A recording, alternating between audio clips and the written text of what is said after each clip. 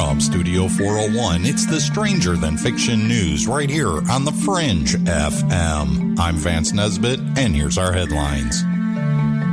Researchers, quote-unquote, lose 17,000 wallets in hundreds of cities to see what people would actually return. Plenty of people around the world, it turns out, are willing to return a stranger's lost wallet, especially if it is filled with cash, according to a counterintuitive study. The study, published in the Journal of Science last Thursday, was a meticulous social experiment that took 3 years and over $500,000 to complete. A group of 13 research assistants, which consisted of 11 men and 2 women, were recruited for a trip around the world. They traveled to 355 major cities across 40 countries. In each city, they visited banks, theaters, hotels, police stations, and other public spaces and turned in a lost wallet, which they claimed to have found on the street, to a nearby employee. The wallets were transparent and contained a grocery list written in that country's primary language, a key, business cards with a mail's name and email address where the finder could presumably reach the owner. Some of the wallets also contained between $14 and nearly $100. Averaging all the countries together, there was a clear, if counterintuitive, result. Fewer than half, or 40% of the people, bothered to contact the wallet's fake owner when it had no money. But a slim majority, at 51%, did when they spotted the cash. And for the wallets with nearly $100, an impressive 72% of the people tried to return them. Source, Gizmodo.com. And a freaky-looking robotic fish is powered by blood. In an effort to create a more autonomous, lifelike robots, scientists have developed a soft, robotic lionfish with a multifunctional circulatory system, a blood-like component that powers the bot and provides propulsion. New research that was published in Nature describes an innovative effort to make robots more animal-like by endowing them with a dual-purpose components. In this case, researchers from Cornell University and the University of Pennsylvania developed a soft robotic fish whose unique circulatory system provides both its power and its means for propulsion. This, too, was reported at Gizmodo.com. And now it's time to get ourselves into a nice, comfortable pair of fun facts. In 18th century England, gambling dens employed someone whose job it was to swallow the dice if there happened to be a police raid. And there happens to be 336 dimples on a regulation golf ball. Thanks for listening to the Stranger Than Fiction News right here on the Fringe FM. Again, I'm Vance Nesbitt, news anchor and sorcerer.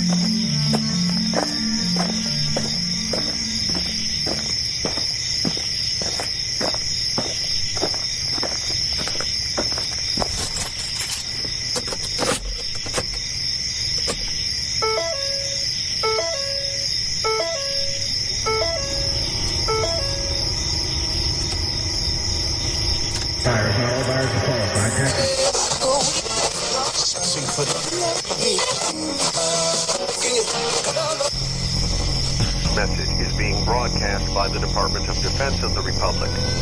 At 2 a.m. Eastern Standard Time, multiple unidentified objects were confirmed to have entered Earth's atmosphere. Discovery Houston, 20 seconds to LOS T-Drift. Roger, nice to be in orbit. The first message that comes to you is you are a divine being. You matter. You count.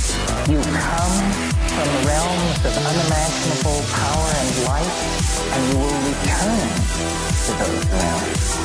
The vast stretches of the unknown and the unanswered and the unfinished still far outstrip our collective comprehension. 5, 4, 3, 2, Broadcasting from Forest Tower Studios, all the way from the Deep South. Now, here is your host, Joe Root.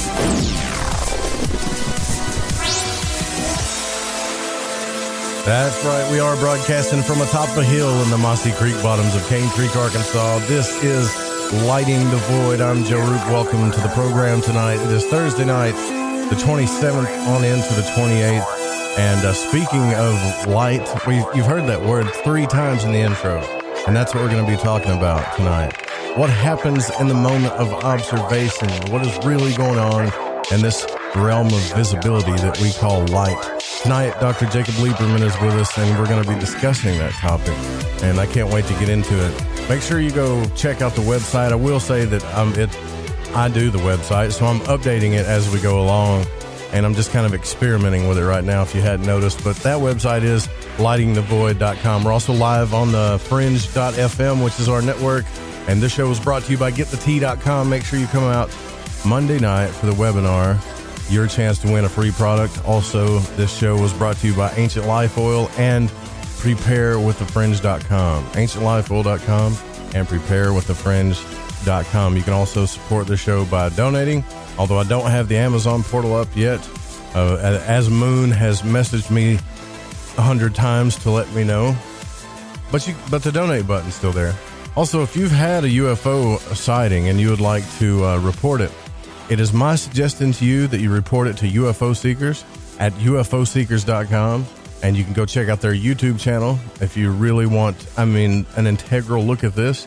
It's youtube.com/UFO Seekers. And if you have a sighting you'd like to report, it's 661-UFO-7889. I did go into the Discord chat room, into the Fringe FM Discord chat room today, and I looked at some of the UFO pictures you guys have are amazing. And I know Dara put some in, too, and also put her link to her Facebook page there. And there are some, we don't think about it a lot, but there are some over the skies of New York more than you would think. All right, so yeah, we've had that chat room over at the Fringe FM. If you want to call in, it's 1-800-588-0335. Let's get into it right now. So Dr. Jacob Israel Liberman is a pioneer in the fields of light, vision, and consciousness, and the author of The Luminous Life, How the Science of Life Unlocks the Art of Living, Light, Medicine of the Future, Take Off Your Glasses and See, and Wisdom from an Empty Mind. He's originally trained as an optometrist and a vision scientist. His life changed in 1976 after the miraculous healing of his own eyesight, leading him into a deeper understanding of light and the science of life. And having helped countless individuals recover their eyesight, he began to understand the words of Jonathan Swift, real vision is the ability to see the invisible. Now, Dr. Lieberman earned a Doctorate of Optometry from Southern College of Optometry, a Ph.D. in Vision Science from the College of Syntonic Optometry, and was awarded an Honorary Doctorate of Science from the Open International University for Complementary Medicines. He is the past president of the College of Syntonic Optometry and the International Society for the Study of Subtle Energies and Energy Medicine, and fellow, Emeritus of the American Academy of Optometry, College of Syntonic Optometry, College of Optometrist and Vision Development, and International Academy of Color Sciences.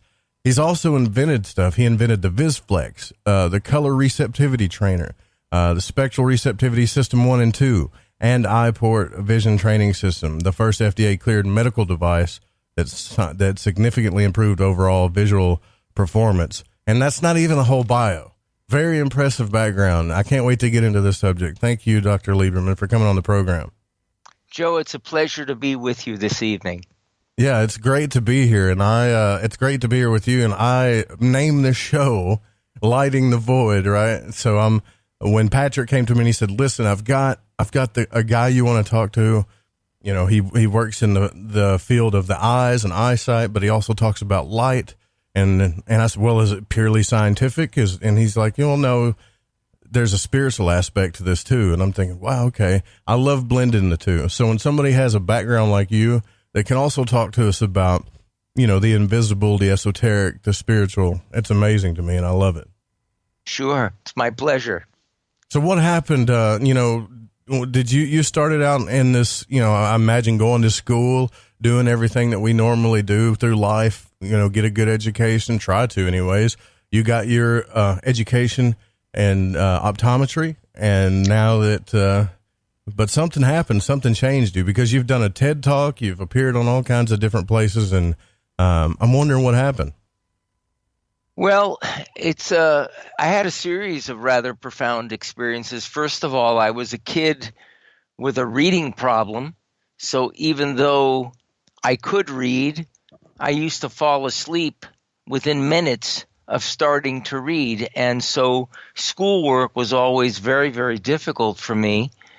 And when I got into college, within a couple of weeks of getting into college, in the middle of a test, I looked up at the blackboard and I couldn't see what was up there. My eyes had gone into a spasm, but I didn't know what had happened. I just knew that I couldn't see. And so I went to the eye doctor in Athens, Georgia. I was at the University of Georgia, and they put me in my first pair of glasses, and that was in 1967.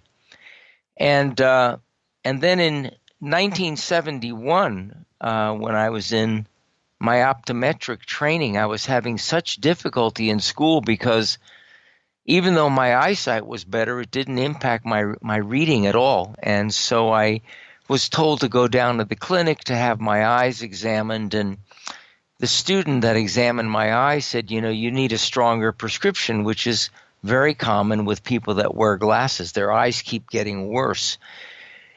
But he also said to me, your eyes are not working together very well, and he suggested that I do some vision exercises, and he gave me this little device to do it with. But I never did it. And one day, a couple months later, I was sitting in my bed reading, and I fell asleep, which always happened when I started reading. And when I awoke, the first thing that caught my eye was this instrument that the doctor at the clinic had given me to train my eyes. And for some reason or other, I picked it up. I used it for about 5 minutes. I just did one exercise with it. And then I read for an hour nonstop with the best attention and comprehension that I had ever experienced. It was so strong, Joe, that I literally started crying, because up to that point, I thought there was something wrong with me. I thought that I was stupid, and that's why I wasn't able to read comfortably. And so I started doing these exercises 10 minutes a day, and within 3 months, I made the Dean's List, and then I continued to make the Dean's List for the next 2 years. And from a student that was literally at the bottom of my class, I graduated top 10 in my class. And that was the first miracle that led me to realize that there's much more to vision than eyesight. I then went into practice in 1973, and because that particular change was so impactful for me, I started working with kids that had reading and learning problems like I had. And then a few years after that, I started thinking about, wouldn't it be interesting if I could in some way improve my eyesight naturally, or at least maybe reduce the prescription I was wearing, or become less dependent upon my glasses? Because at that time, in 1976, I was on my 9th pair of glasses.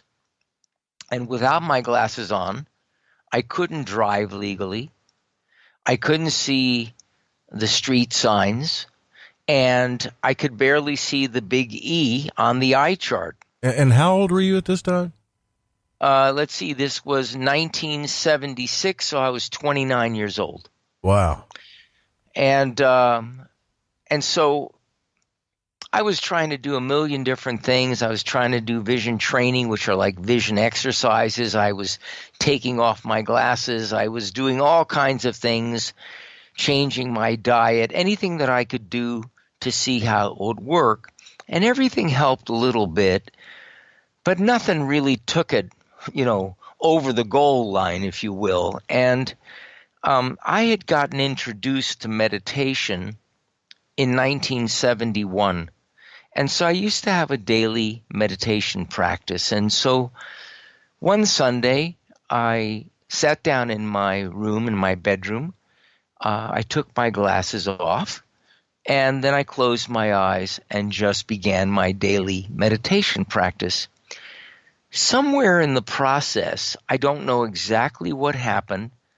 My eyes were closed, but it felt like I could see myself in the room meditating. And what I was seeing in my mind's eye was crystal clear. In other words, the image that I was seeing in my mind's eye wasn't blurry the way it normally was with my eyes open. Everything was crystal clear, and it wasn't just crystal clear that things in the room seemed obvious to me, but it seemed like even the empty space was sparkling, scintillating, almost like the air wasn't empty, but it was filled with some sort of energy. And not only was the vision that I was seeing with my eyes closed and my mind's eye clear, but I couldn't clearly sense where the seeing was happening from. It almost felt like whatever was able to see with my eyes closed could see from every vantage point in the room at the same time. I don't know how to describe this more than that. However, do you think you had an out-of-body experience? Because that's what it sounds like to me. Yeah. Years later, when I first heard that term and someone told me what that was, I realized, oh yes, I'd had an out-of-body experience. But at the time, I had never heard of that term, and so I didn't know what happened. But when I opened my eyes from this meditative experience, my eyesight was crystal clear. And it was so shocking to me that because of my scientific and medical background, I wasn't sure whether I was experiencing a miracle or I had some sort of a brain tumor. I mean, it was both exciting and scary at the same time because this isn't supposed to happen. I'd never experienced anything like that with any of my patients or when I was in school. I never read about anything like this. In fact, anything like this was just impossible. And so after about 15 or 20 minutes of noticing that the clarity wasn't going away, it wasn't just momentary, I got into my car with my eyeglasses on the seat next to me because my license said I needed my glasses in order to drive. And so I drove to my office a half an hour away. And as I'm driving to my office, I notice I can read all the license plates, all the street signs, all the billboards. I get to my office. I sit in my examination chair 20 feet away from my projected eye charts. I had an automated projector, so I had hundreds of eye charts. And I keep changing the eye charts. And each time I'm seeing 300% better than what I normally saw. Prior to this experience, I could just see the big E on the eye chart. After this experience, I'm seeing one line clearer than 20/20, what they call 20/15, which is what like fighter pilots have and so on. And so I couldn't understand this. I didn't know what had happened. And so I decided to examine my own eyes, something I had never done before. You know, when a doctor examines a patient, the patient is behind an instrument. You go through a process where you objectively measure the optical measurements of their eyes, and then you subjectively ask them, is it better this way? Is it better this way? And you determine the best prescription. Well, normally when I was sitting in the doctor's chair and the patient was sitting in the patient's chair, I could see the changes. But when I was examining myself, I couldn't tell what was going on the other side of the instrument.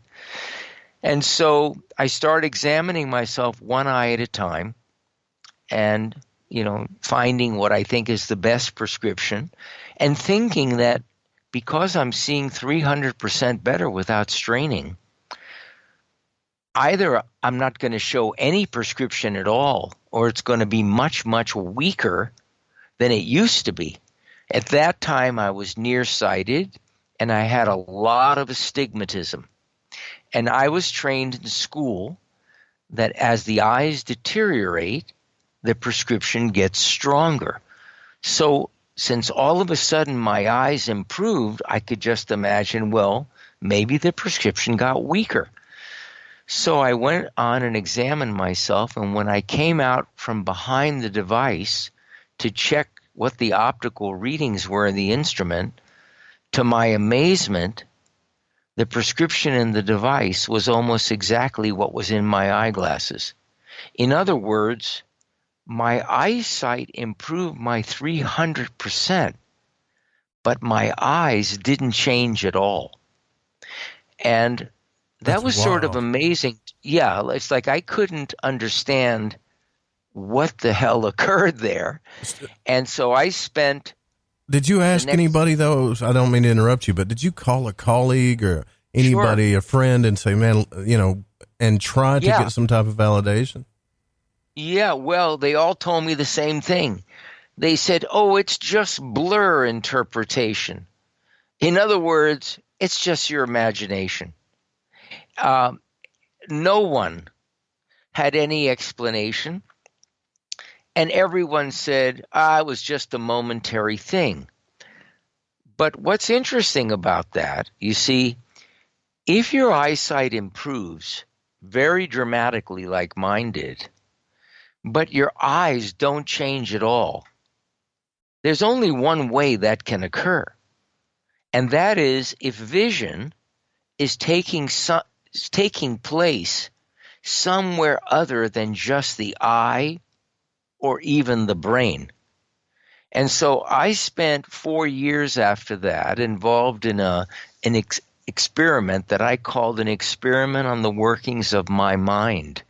And what I was trying to determine was there something within the mind that if I could tap into it and uncover what happened to me, I could then share this with others. Because, of course, it would be a fantastic thing if I could train or teach other people how to accomplish what I did. Now, first of all, that experiment is fascinating for a lot of reasons. That experience, I mean. One is it's been going on now for 43 years. In November of this year, I will be 72. I have never had a pair of glasses on my face for distance or reading since that day.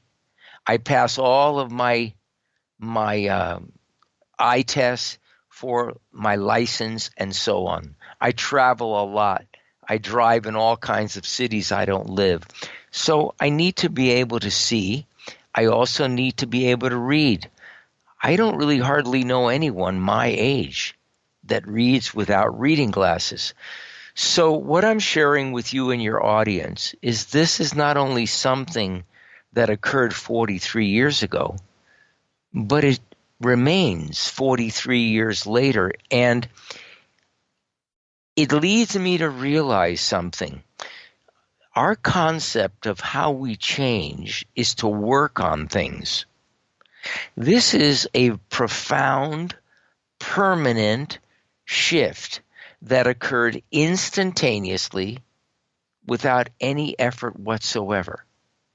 It's, you might call it a miracle.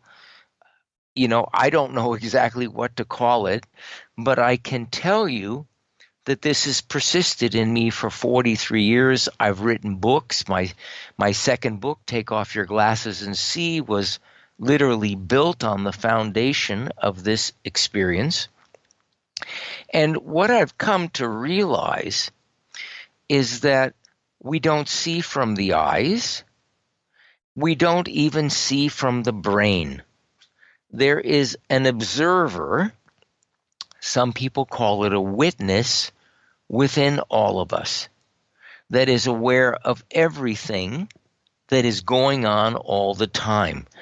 And everyone knows what this is, because I'm sure that you and everyone that's listening to this interview right now is aware during the day, all the time, when they notice a voice going on in their head, what we're calling thinking or worrying or mind chatter. Everybody's aware of that.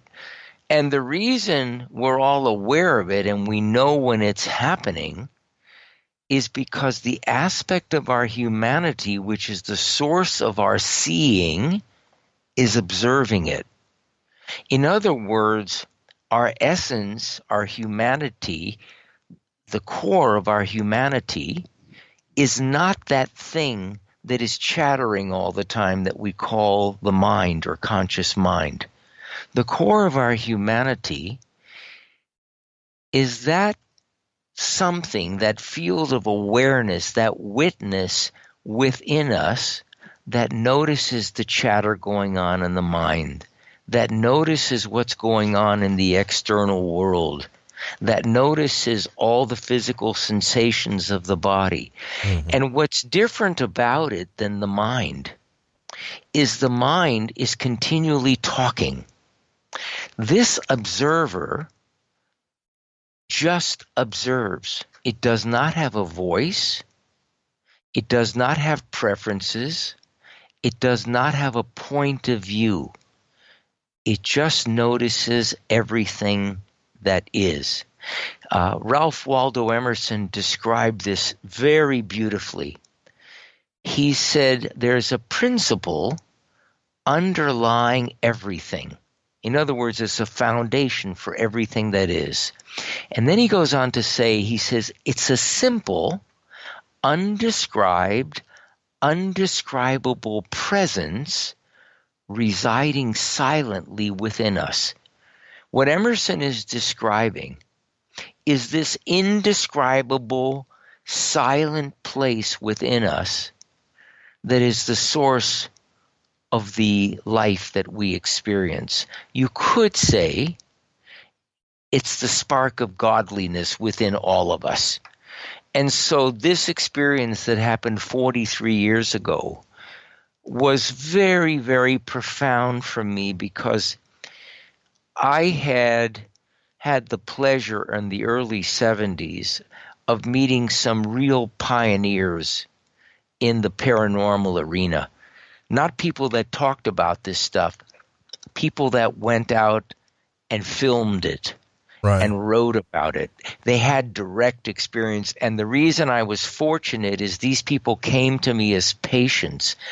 And I had quite a few of these people that I can speak with you from direct experience about. And so having this experience for me really substantiated all these things that I had heard, seen on video, seen with my own eyes. But this time, I saw this with my own eyes.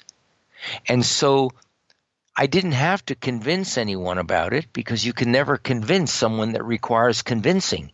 But it was so obvious to me, so factual to me, that there was a sense of knowing about it. And that event, sharing that with thousands of people over the years, has allowed many of those people to directly experience a spontaneous remission in their own vision, just knowing that it's possible. Well, I've got some more questions, definitely. Sure.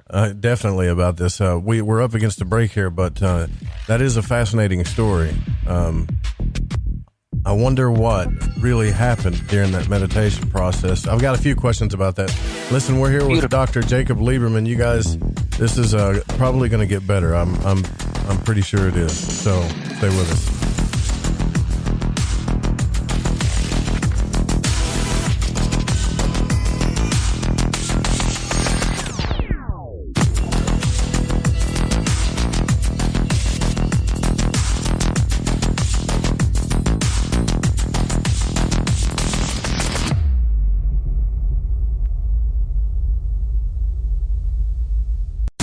This is Corbin, son of the one and only Joe Root, and you're listening to The Fringe FM. Hola, Fringe listeners. This is Dave Cruz of Beyond the Strange, and you're listening to The Fringe FM.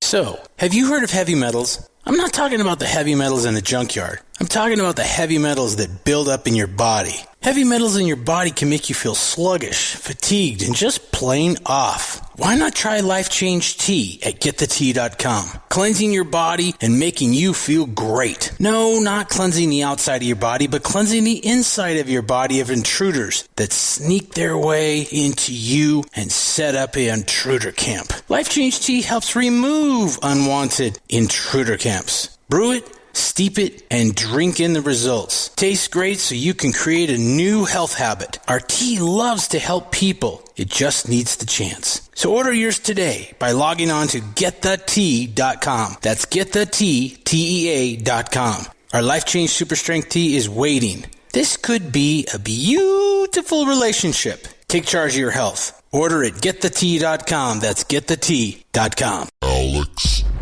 X. Hi, I'm Alex Exum, and you're listening to The Fringe FM. Who were the real ancient Egyptians? What is it about ancient Egypt that captivates us all? The critically acclaimed series Magical Egypt is back with all new episodes. Let Chance Gardner and company take you on another adventure through Magical Egypt in the new series Magical Egypt 2.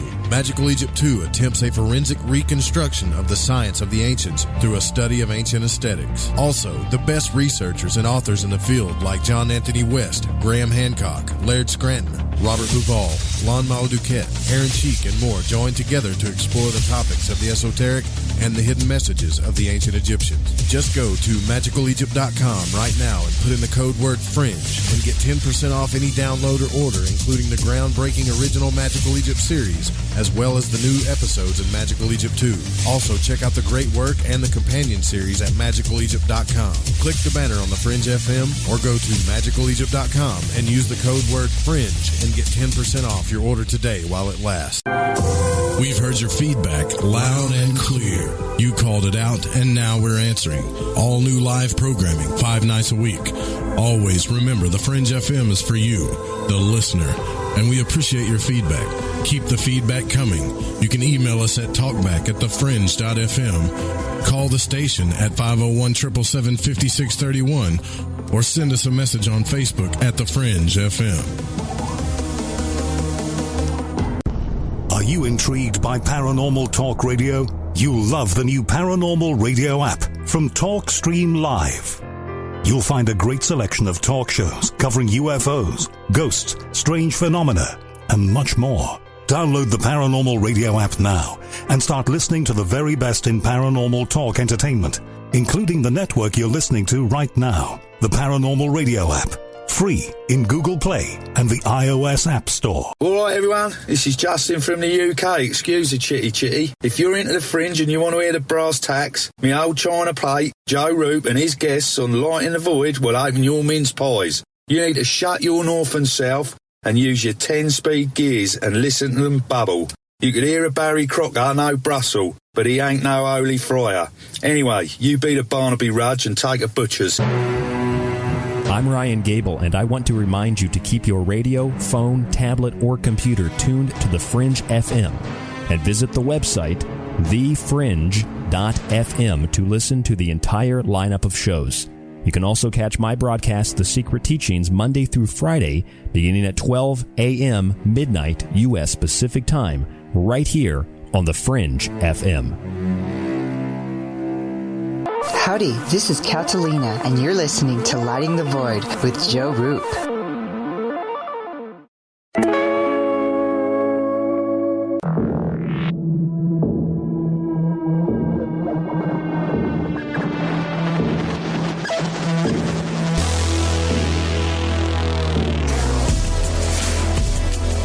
All right, welcome back to Lighting the Void. Tonight, we are talking about light. That's right, actual visible physical light. But what is light? What is observation? What do the eyes do? What are we doing when we actually observe something? What's going on? And tonight we're speaking with Dr. Jacob Liberman, who had an incredible experience. He was just telling us before the break. And he, by the way, if you're just tuning in, this is Lighting the Void. I'm your host, Joe Roop, but he's an optometrist. He's a doctor and a scientist, and works in that field, and had pretty much, there are people in chat room saying that you reached a state of Zen maybe, and that's what I think a lot of people are wondering is, what did you tap into at that moment? You right now, you still have a stigma or astigmatism in your eye, don't you? Or is it gone? It's still there? No. I have more astigmatism now than I had in 1976. So if you measure my eyes, if any eye doctor in the world, optometrist or ophthalmologist, measured my eyes, they would still see that I have a great deal of astigmatism and shouldn't see anywhere as well as I do, either at distance or for reading. But let's come back to the question that some of the people in the chat room, like, what did you tap into? So let's talk about that, because, we can talk about a Zen state or your higher self or all these things, but I'm pretty sure everyone in your audience at one time or another, if not several occasions in their life, have fallen in love, have connected with someone that was special, and before they really connected with them, maybe they weren't feeling well, maybe they were concerned because they didn't have as much money as they need to pay their bills, maybe they were concerned because they were out of a job, or maybe they were looking for a place to live. And then when you connect with someone and you experience this thing they call falling in love or love, it's almost like you come in as two people, and all of a sudden, the two people individually seem to disappear, and the two almost merge into one. And what's fascinating about that place is, speak to anyone that's experienced that, and they'll tell you that when they're in that state, they seem to forget all their troubles. Everything that seemed to be problematic before that seems to temporarily disappear when we're in that state of love. Now, why am I sharing that? Because forgetting is really, really interesting.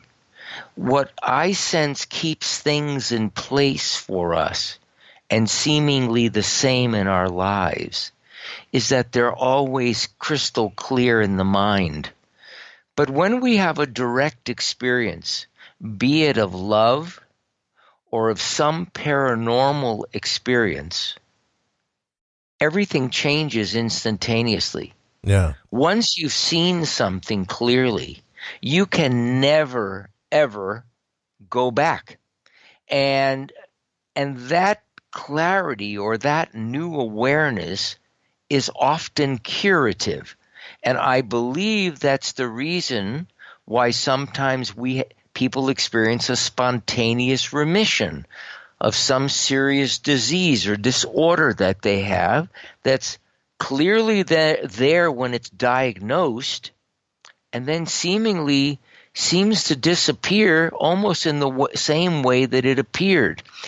So my sense is that this state we call love, and I'm going to broaden that to be something more than something connected to being with a partner, but that state called love can often bring us to a place where our system drops back to a default setting. What do I mean by a default setting? Like a reset? Like a reset. You see, most of us are living life according to what we think life is supposed to be. In other words, our life is just a materialization of what we believe is true or not true. The question is, are any of our beliefs true? If you look up the word belief in a thesaurus, you'll see that belief means the same as idea, thought, theory, concept, and many other words. If you then look up the antonym, in other words, the opposite of what the word belief means, interestingly enough, you find the word truth. In other words, our beliefs are transitory. They come and they go. But truth remains no matter what. And so the real search in life is about truth beyond our opinions. Now, what does this have to do with this reset or default setting? The very famous analyst Carl Jung said that a baby is born in a state of oceanic bliss. Right, yeah. In other words, they live in a place of no preferences. When an infant is born, it doesn't have any idea of its gender. It doesn't know that there's something called male and female. It has no sense of skin coloration, of religion.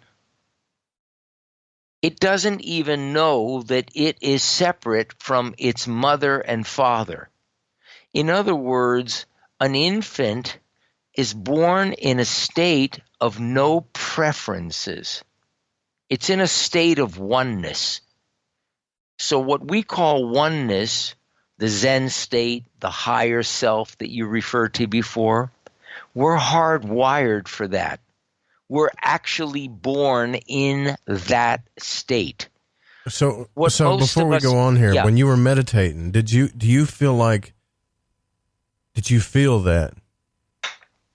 No, because I wasn't there. You see, you can't be that state until you are, yeah.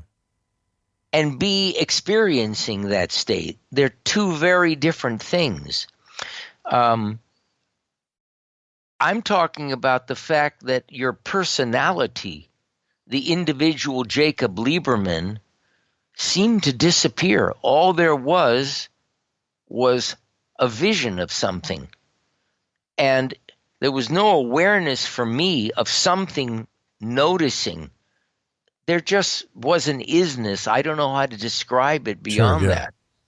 But what I'm sharing with you is the reason we find ourselves with so many difficulties in life, so many concerns in life, trying so hard and often feeling like we're not getting anywhere, is because we're living life according to ideas that were indoctrinated or conditioned into us, not only from the time of our birth, but it's in our DNA. Keep in mind that the things that we were conditioned with as infants happened with our parents and their parents and their parents for tens of thousands of years. So let me give you an example. You're a male. The moment you came out of your mother, they didn't wrap you up in a pink blanket. They wrapped you up in a blue one. Because males get the blue and females get the pink. You didn't get the name Josephine. You got the name Joseph. Right. Because one is for a female, one is for a male. Well, everything in your life after that is set up according to fit into some artificial set of rules that we call conditioning. To give you an example, there was a famous experiment many years ago with a psychologist that took some dogs, and every time that he would ring a bell, he would give them food. So they associated the ringing of the bell with getting food.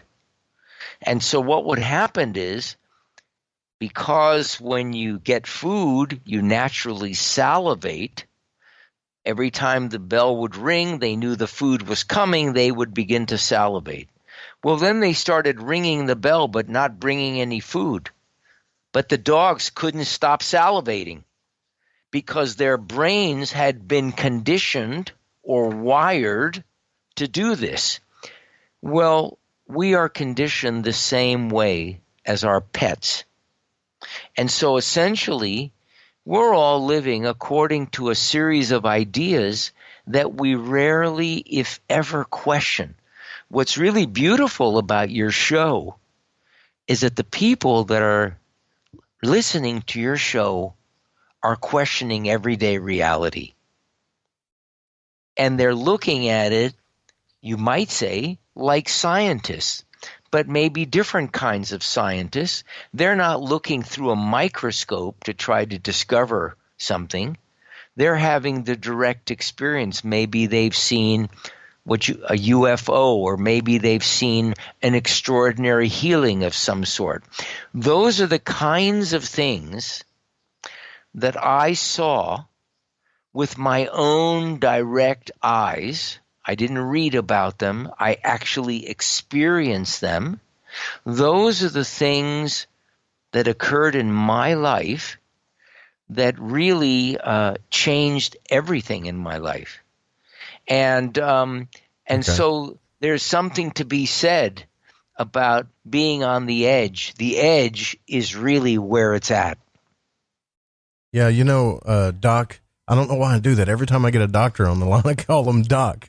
I guess it's okay. I watch Back to the Future too much, I guess. But it's all right. The earlier you brought up the fact that, and I've read quite a bit about Isaac Newton and how he was fascinated with the eye and vision.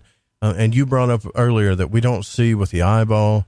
We don't even see with what we call the brain, right? So what are we seeing with? Is it a gland? Is it the pineal gland? A lot of people think that about the pineal gland. I don't think it's a physical source. I don't think it's a physical thing that you can put your finger on. In fact, everything that you think is solid, if you really examine it carefully, you will see that that thing emerged from no thing. You take anything solid, you look at it under more and more highly powered microscopes, and you see that that thing becomes less and less solid and more energetic. And this is essentially what physicists discovered years ago when they were trying to find the fundamental particle from where everything emerges. What they discovered is that the world is not material, it's vibrational, it's energetic.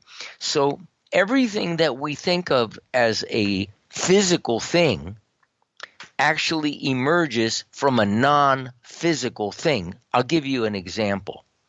You mentioned the word light, and you even said physical light. Right. Or what I perceive as physical light. Yeah. Right. But light is invisible. Light is totally invisible. You can never see light.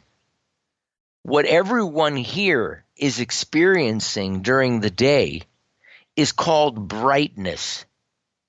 Brightness is something that occurs within consciousness. It's a perceptual phenomenon. So is color, so is form, so is smell, so is taste, and so is sound. In other words, the vibrations that comprise reality are translated through the kind of perceptual apparatus that humans or animals have, along with this thing called consciousness, to appear in the way that we experience it. Okay. Well, this might sound like kind of a dumb question to an eye doctor, but I gotta ask it, right? Sure. So you said there's not really such thing as physical light; it's brightness, and I think I've heard this before. Okay, but what I'm trying to figure out is, and I'm with you on this.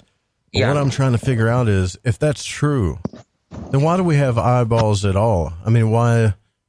Is it just to take in the brightness or see the eyeball? That's a beautiful question. First of all, Joe, you see, the eyeball is not designed to look for things. It's designed to see. So when we say, it caught my eye, we never bother to ask, well, what caught my eye? What caught the eye is the invisible vibration of light that physicists called photons. That invisible vibration basically catches the eye, this is before we see anything, and causes the eye to reflexively turn toward that which grabbed its attention. Why did the eye turn? Because that's the next thing we're supposed to tune into, either to save our lives, to determine how we turn the steering wheel on the car, to notice whether something is safe or dangerous.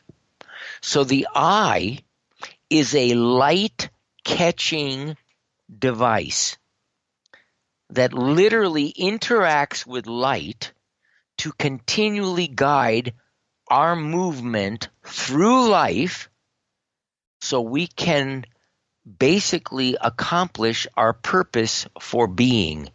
So just like a tree grows toward the light to not only get bigger, but to grow fruit or whatever it is that it's, depending on the type of tree, humans, the primary purpose of vision and of the eye is not eyesight, it's movement. It's what guides our movement through space. And so what's interesting is that the retina of the eye, the cells of the eyes, can perceive a single photon of light. Now, a photon is not a thing. A photon is not material, which means the eye is designed to to perceive and respond to the invisible. This thing we call our intuition, our instinct, and so on. This is our awareness of the cells of our body interacting with light. We've been talking about the physical eye, but let me share with you something even more fascinating. The body contains 37.2 trillion cells. All of those cells have eyes. They have photoreceptors, eyes that are designed to detect and respond to single photons. Our entire body is continually being guided in terms of its movement and where we need to go to and so on through something called light. What's fascinating about light is that physicists will tell you that the vibration of light is the foundational vibration from where everything material emerges from. Right, yeah. The spiritualists will say to you that what we call consciousness is actually light. And the religious folks will say to you, as is written in the Bible, God is light. So the same creative force that the Bible speaks of, that spiritual texts have spoken about for hundreds of years, and what quantum physicists speak about, it's the same light. Okay, so right there, then that tells, so everything that we perceive that's our physical reality is what we call light. Exactly. Like the other night, I forget who I was talking to, but I was mentioning that we had dug up a tree. We were digging up roots, working on a septic system, and I noticed that a tree root would dodge concrete way before it ever got to it. Right. And I said, how does it do that? It doesn't have an eye. You figure it would, bump up to it and then work its way around, but it didn't. It doesn't. It's not getting sunlight. So why is it doing this? And that kind of makes sense if you talk about it from a vibratory level. Well, you see, it does get sunlight because there are fiber optic-like connections between the leaves all the way down to the roots. That's number one. Okay. So the roots literally perceive light, first of all. Second of all, what you said is really interesting. If you unearth the roots so that the light shines on the roots, the tree will die. Right. In other words, first of all, when you see a tree, you're only seeing a quarter of the tree. 3/4 of the tree is under the ground. In other words, the part of the tree that nourishes it, stabilizes it, and so on, lives in the invisible realm, in the unseen, in what you can call the paranormal. So when we talk about things that can't be seen or proven, they occur in nature all day long, number one. Number two, you said they won't bump up against concrete. They'll just avoid it. Right, yeah. Why? Because concrete is man-made, and it contains all kinds of chemicals in it, and so they perceive that as danger. However, rocks are really different. When a root is growing under the ground, and it comes in contact with a rock, and it can't go beyond it, it doesn't try to avoid it. It grows all these peripheral roots around the rock, around it in all dimensions, embraces the rock, and then keeps growing. In other words, in life, whether you're talking about a tree or any other living thing, what we see as an obstacle becomes the potential. It has the potential to become its stability, just like a big rock under a tree helps to stabilize it. So this gives us a great clue about our own life, because most of us spend our lives avoiding the concrete of life, the obstacles. But when we're able to actually embrace them or become comfortable with what used to be uncomfortable, there's profound change that can occur. Okay. Well, I've got one question for you, and I'm not trying to trick you. I'm just really curious about this, okay? Because you're making a lot of sense to me. Yeah. What about someone that's blind? Perfect question. Why can't they see like we can, right? If well, what you're saying is true. 85% of the people that we say are blind actually have perception of light. Their cells and their eyes perceive light or darkness, even though they don't see form.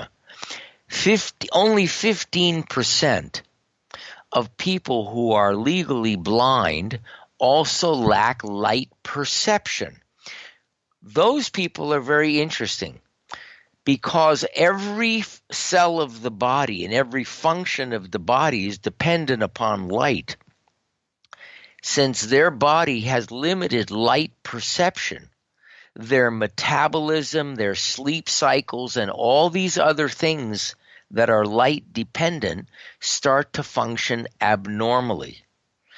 But as long as the body can perceive the light, most of our physiology will function normally. I didn't know that.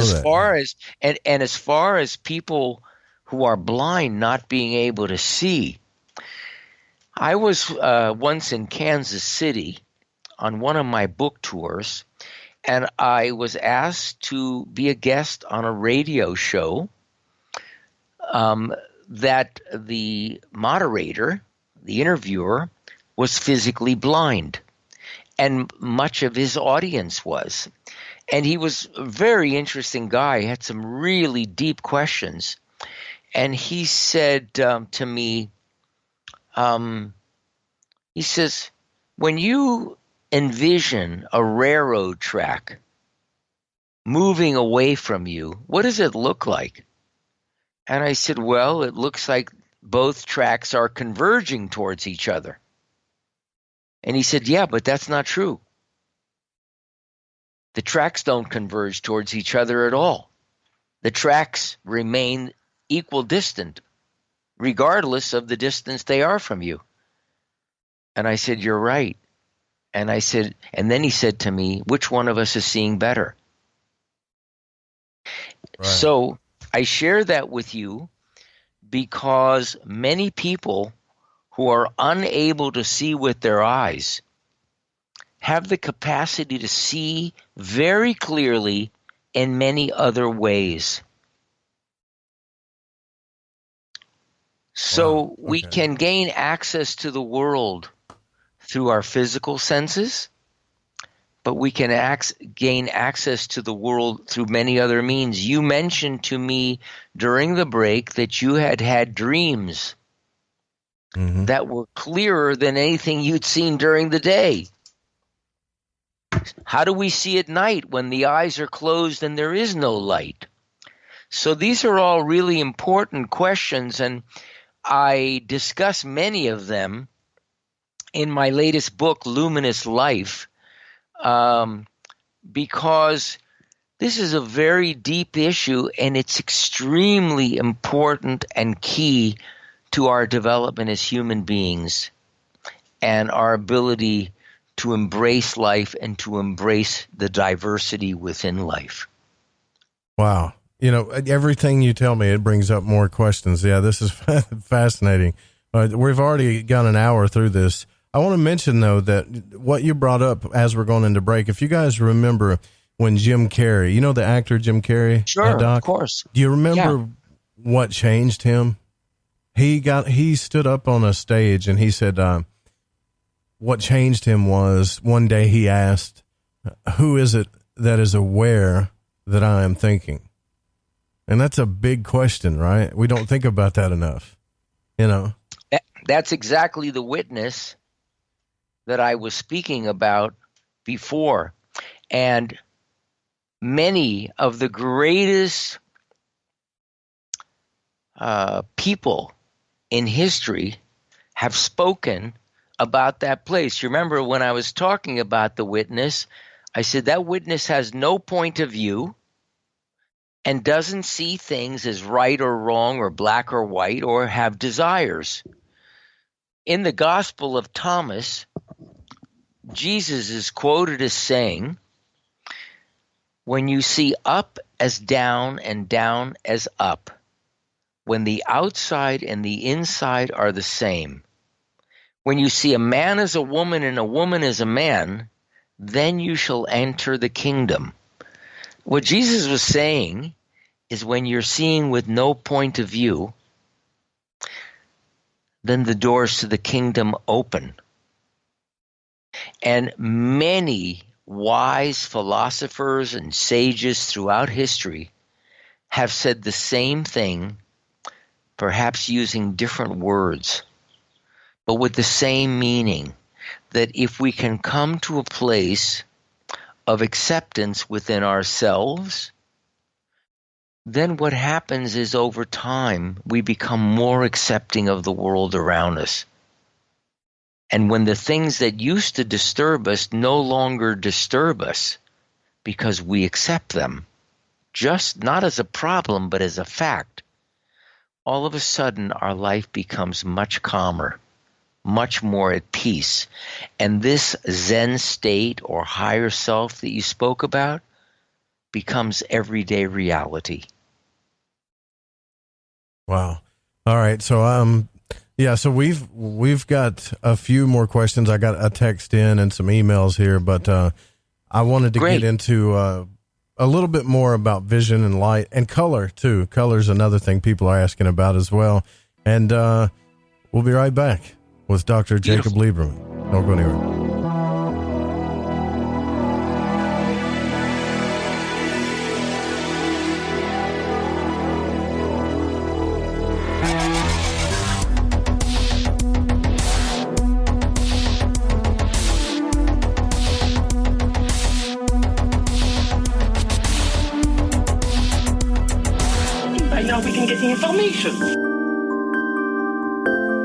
I love magic, and on Lighting the Void, each and every week, you will get to hear shows about magic, mysticism, and many other subjects that stretch your mind and imagination. So when I got my mind on the magic and the magic on my mind, I listened to Lighting the Void on the Fringe FM. It's magic. May the gods look with favor upon you. You're wondering what we're going to do to you, aren't you?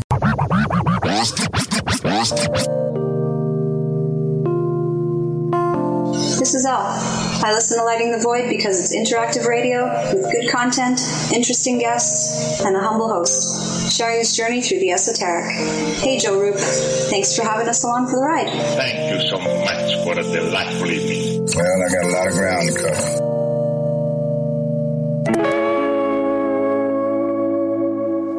Somewhere between abnormal and paranormal, there's a show called Into the Paranormal. I'm Jeremy Scott. Hear me live Saturdays at 6 p.m. Pacific, 9 Eastern on the Fringe FM. Introducing Shadow Light Tarot from Waking Canvas, the Fringe FM's new contributing artist, Eric Tesey. This hand-illustrated black and white self-published deck serves as a reinvention of the tarot, never before witnessed. Each of the several suits of this 88-card deck lineup form an infinite panoramic scene. Even the included visual companion guidebook is entirely hand-illustrated, cover to cover, with beautiful visuals and esoteric symbols and artwork. The newly released deck comes in a custom magnetic box with its own travel pouch. The Shadow Light Tarot Premium Deck and its travel-sized mini deck Wonderlight Tarot are both available now from WakingCanvas.com. If you use the code word FRINGE, that's F-R-I-N-G-E at checkout, you'll receive an extra 10% off your entire order. To discover more, including a free reading and time lapses of all the illustrated artwork, make your way over to WakingCanvas.com today. That's WakingCanvas.com.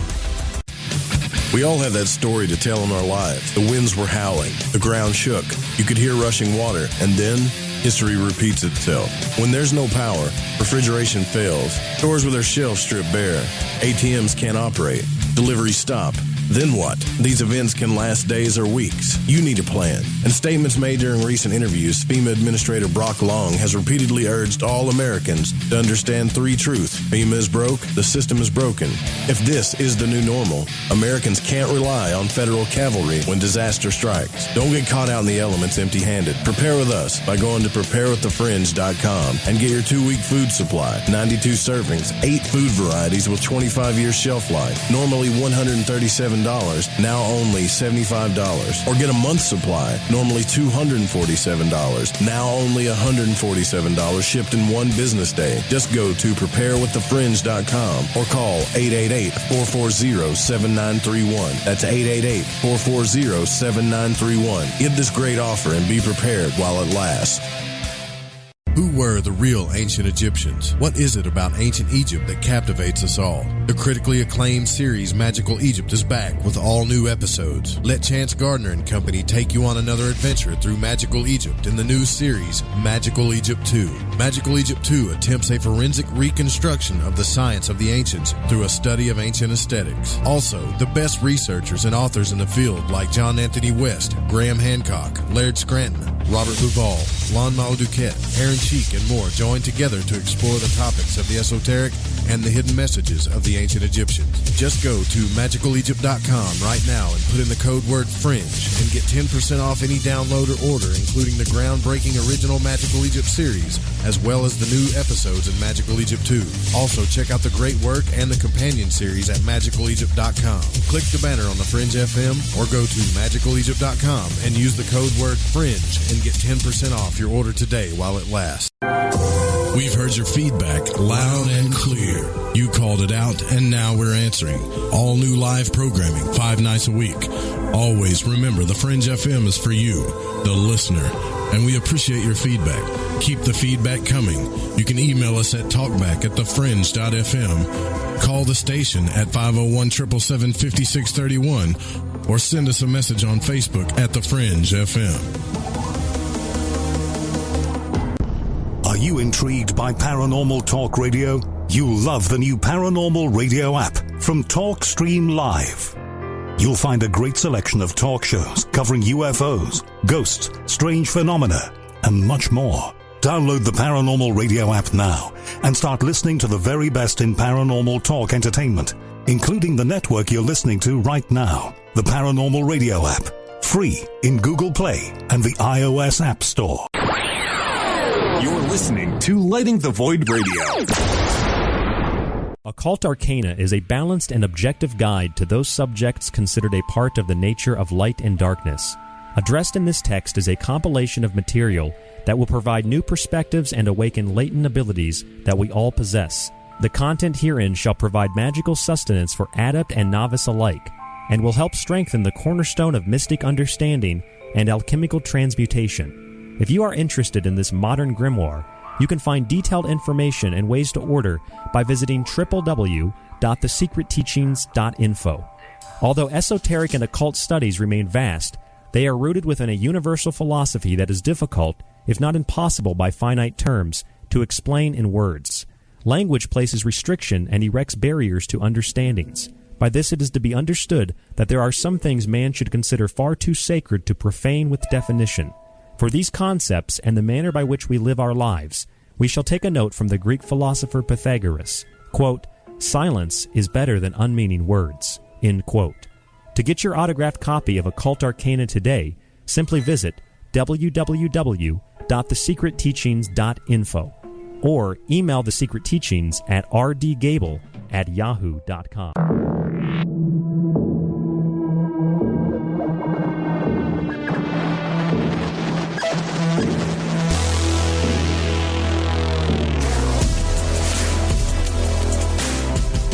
All right, welcome back. Thanks for hanging through the break with us. You know, tonight we're discussing light, vision, observation, and consciousness with speaker, author, and optometrist Dr. Jacob Liberman. And I think one of the greatest mysteries in the world is observation. And we've all talked about it a few times on the program, many times actually, about the double slit experiment, waves, particles, photons. You brought that up earlier about photons. I have this question I've been asking since I was a kid that I'm hoping people understand what I mean when I ask this is we interpret things based on their molecular structure and relativity and what we define them as, but are we all truly seeing the same things like colors? I call that green. You point at it and say, yeah, that's green. But are we truly both seeing, green? We'll never know. Well, I don't think. let me mention something to you. I'm sure that maybe at some point you've heard this question that says, if a tree falls in the forest and no one is there to see it or hear it, does it make a sound? That's a tough one. I say no. What do you think? Because there has to be somebody to observe it or hear the sound for it to be a sound.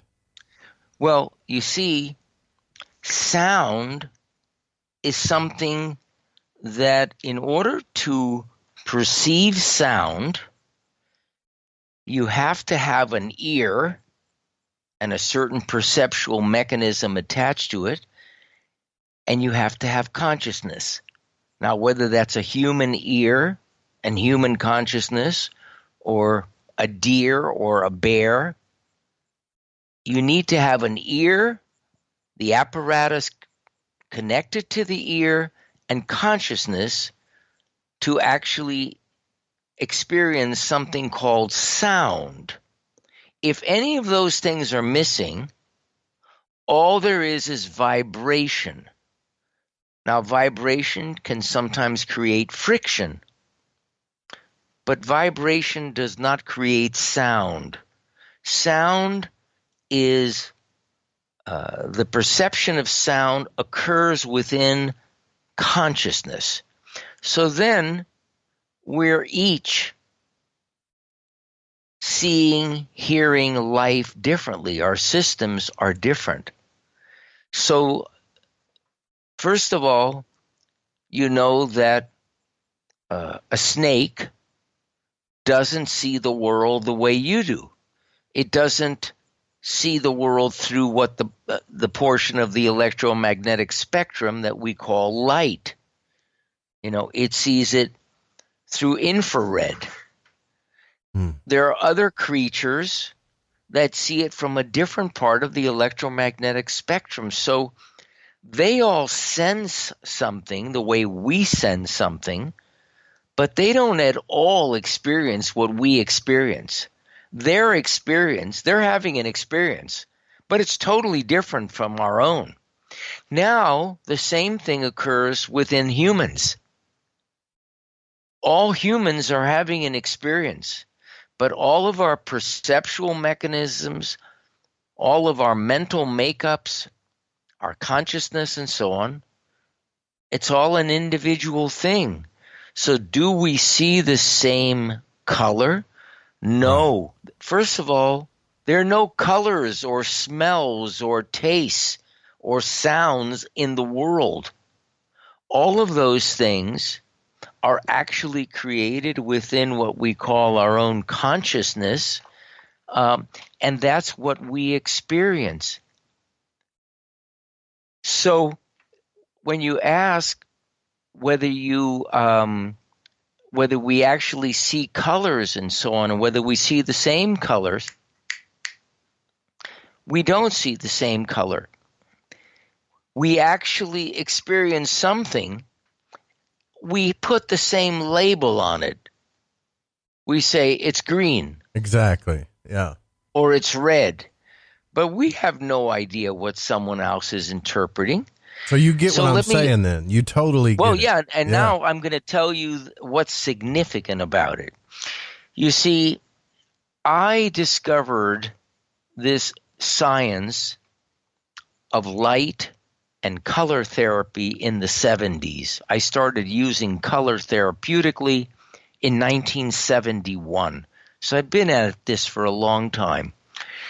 And if you look at many things that we learn, it's set up like a cookbook. It gives you a model. This is the way it works, and we assume that as a fact when it isn't a fact. It's just a theory. So in the area of color, we said, well, red means this, and it's associated with heat, and blue means this, and yellow means this, as if each color has an intrinsic value, that has an intrinsic impact or effect. Well, when I started showing what we thought was the same color to different people, I noticed they all responded totally differently. For instance, I guarantee you that some of your listeners love the color red, while others of your listeners said, "Ugh, I can't stand that. That scares me. That makes me anxious." And they would say the same thing about any number of different colors.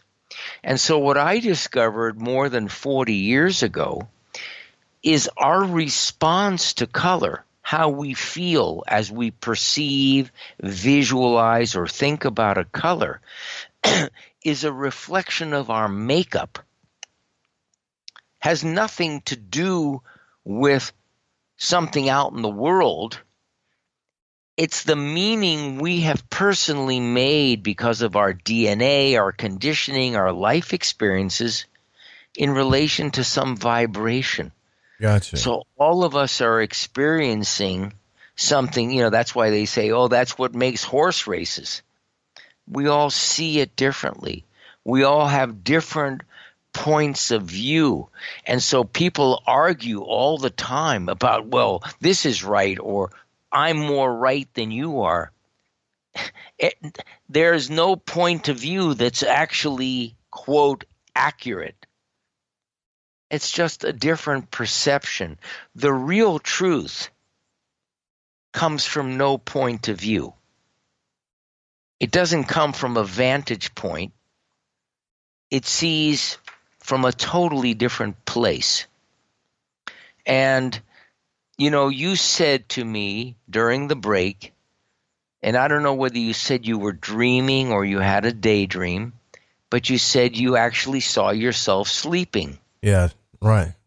So I'm going to share with you something which I wrote about in my latest book, Luminous Life. And this was affirmed by other people. In 2010, I was inducted as president of an energy medicine foundation. And one of the things that the president does is that they create the focus for the conference that will take place a year later. And so I came home from this conference after being inducted as president, and 3 weeks later, I fall asleep one night, and somewhere in the middle of the night, I notice myself sleeping in the bed. I not only can see my body sleeping in the bed, but I can hear it breathing. I can see the blanket going up and down. I can see my partner sleeping next to me. And then all of a sudden, it's as almost that I could see what felt like a dream or something. And what I was seeing was myself being introduced at the conference that was going to occur a year into the future. I not only saw myself being introduced by two people, one of them a close friend and one of them my daughter. That was unusual because the person that normally introduces the president when they do the presidential address is the prior president. So this was sort of strange that I was being introduced by my daughter and a close friend of mine named Brian. And then, here in the middle of the night, I see myself doing this entire talk and getting a standing ovation. I wake up the next morning and I say to my partner, you just wouldn't believe what happened. And I share with her exactly what I'm sharing with you, except I share the detail of everything I said in the talk. And it was so profound that later on that same day I shared it again with a few other people. Well, I won't go into all the details. I didn't share this with anyone else. But several months later, my daughter calls me up and she wants to ask me if her boyfriend could submit an application to speak at this conference. And I thought it was sort of a weird question because this is a scientific group made up of scientists and physicians and people interested in those kinds of things, energy medicine, mind-body interactions, and so on. And her boyfriend at the time led photographic safaris in Africa.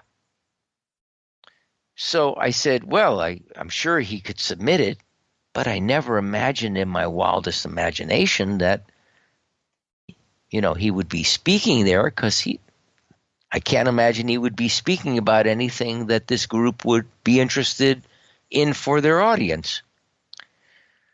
Well, months later, I get invited to a board meeting in California.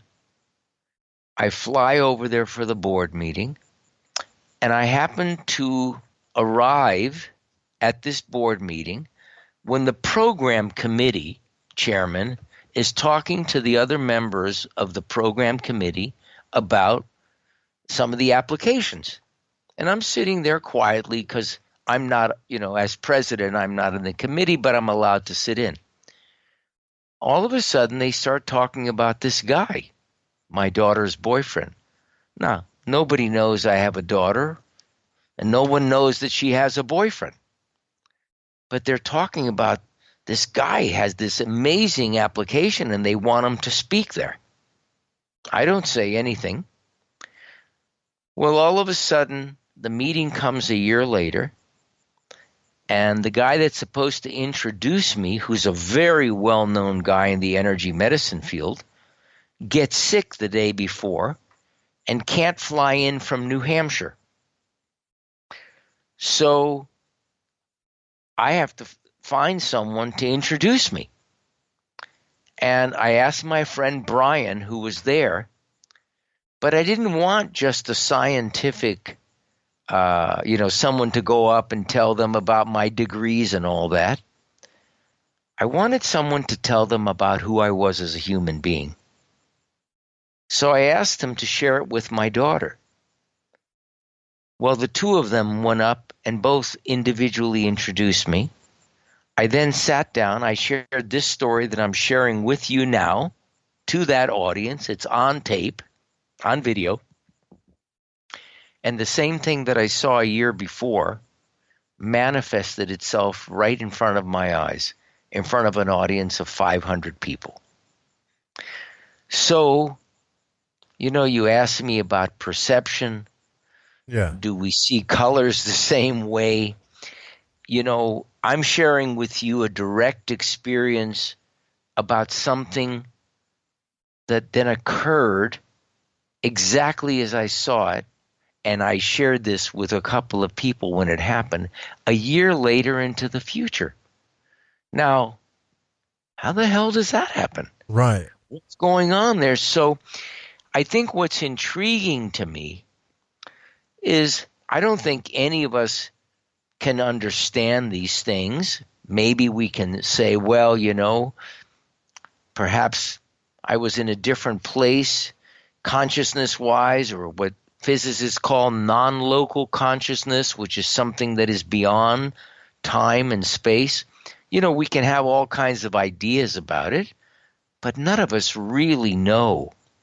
But what's fascinating is we all have these kinds of experiences in one way or another. If somebody is a parent, every parent has had a feeling all of a sudden about one of their kids, and they pick up the phone, and the daughter says, "Oh, Daddy, I was just thinking about you."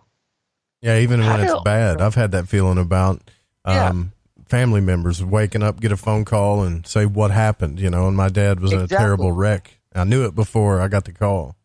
So you see, so there's an aspect of our humanity that knows and sees everything without knowing how it sees and how it knows. It just does. That's what's fascinating about being human.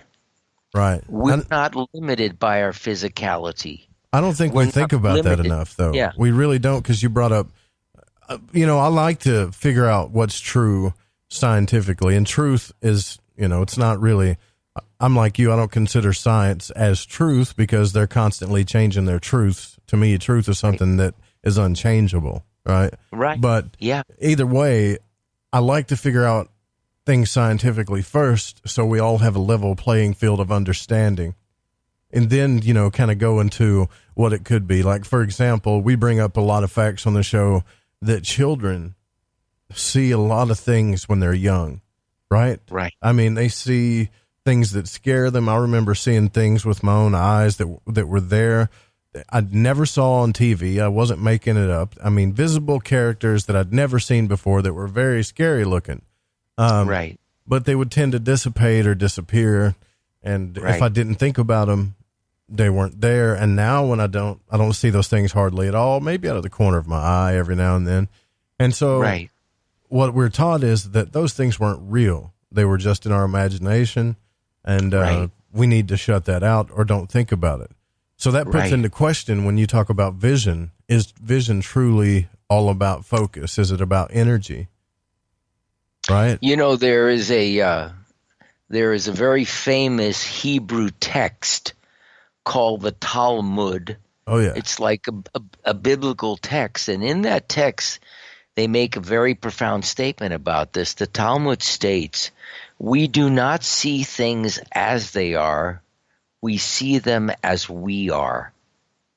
In other words, vision is not so much seeing the outer world as it is projecting the inner world outward. That makes sense, because before I would see those things, I would actually freak myself out, because I was scared of the dark. Right. A kid, they're scared when they're laying down. My dad wouldn't let me have a night light. So I was, instead of going into bed like I do now older, glad that I'm there. When I was a child, I remember I hated it because the darkness freaked me out. And so maybe my internal world was projecting scary things, right? Is that what you're saying?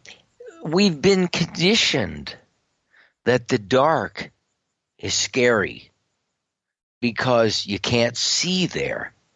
But the reality of the situation is most of what's going on in life we're totally unaware of. Our bodies are totally self-regulating. We don't have a damn thing to do with it. Right.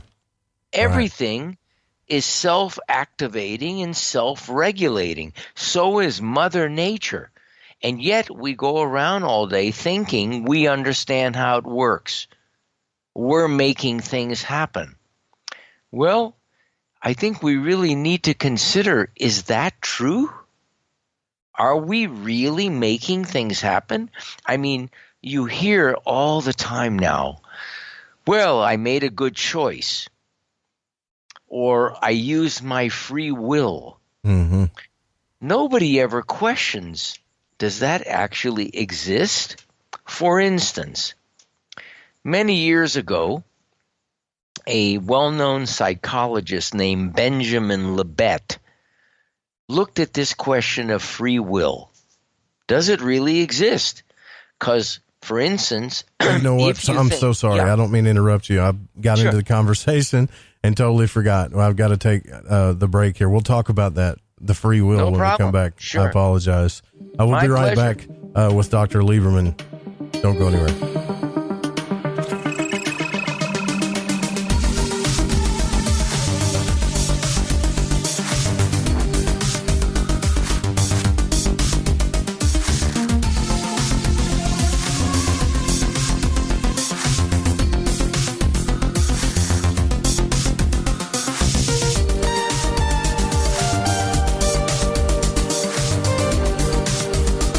This is Vance Nesbitt. Take the time to expand your mind by listening to Lighting the Void with Joe Roop right here on The Fringe FM.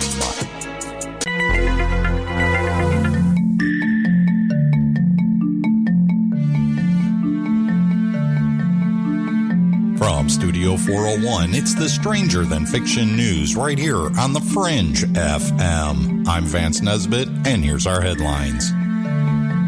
Researchers, quote-unquote, lose 17,000 wallets in hundreds of cities to see what people would actually return. Plenty of people around the world, it turns out, are willing to return a stranger's lost wallet, especially if it is filled with cash, according to a counterintuitive study.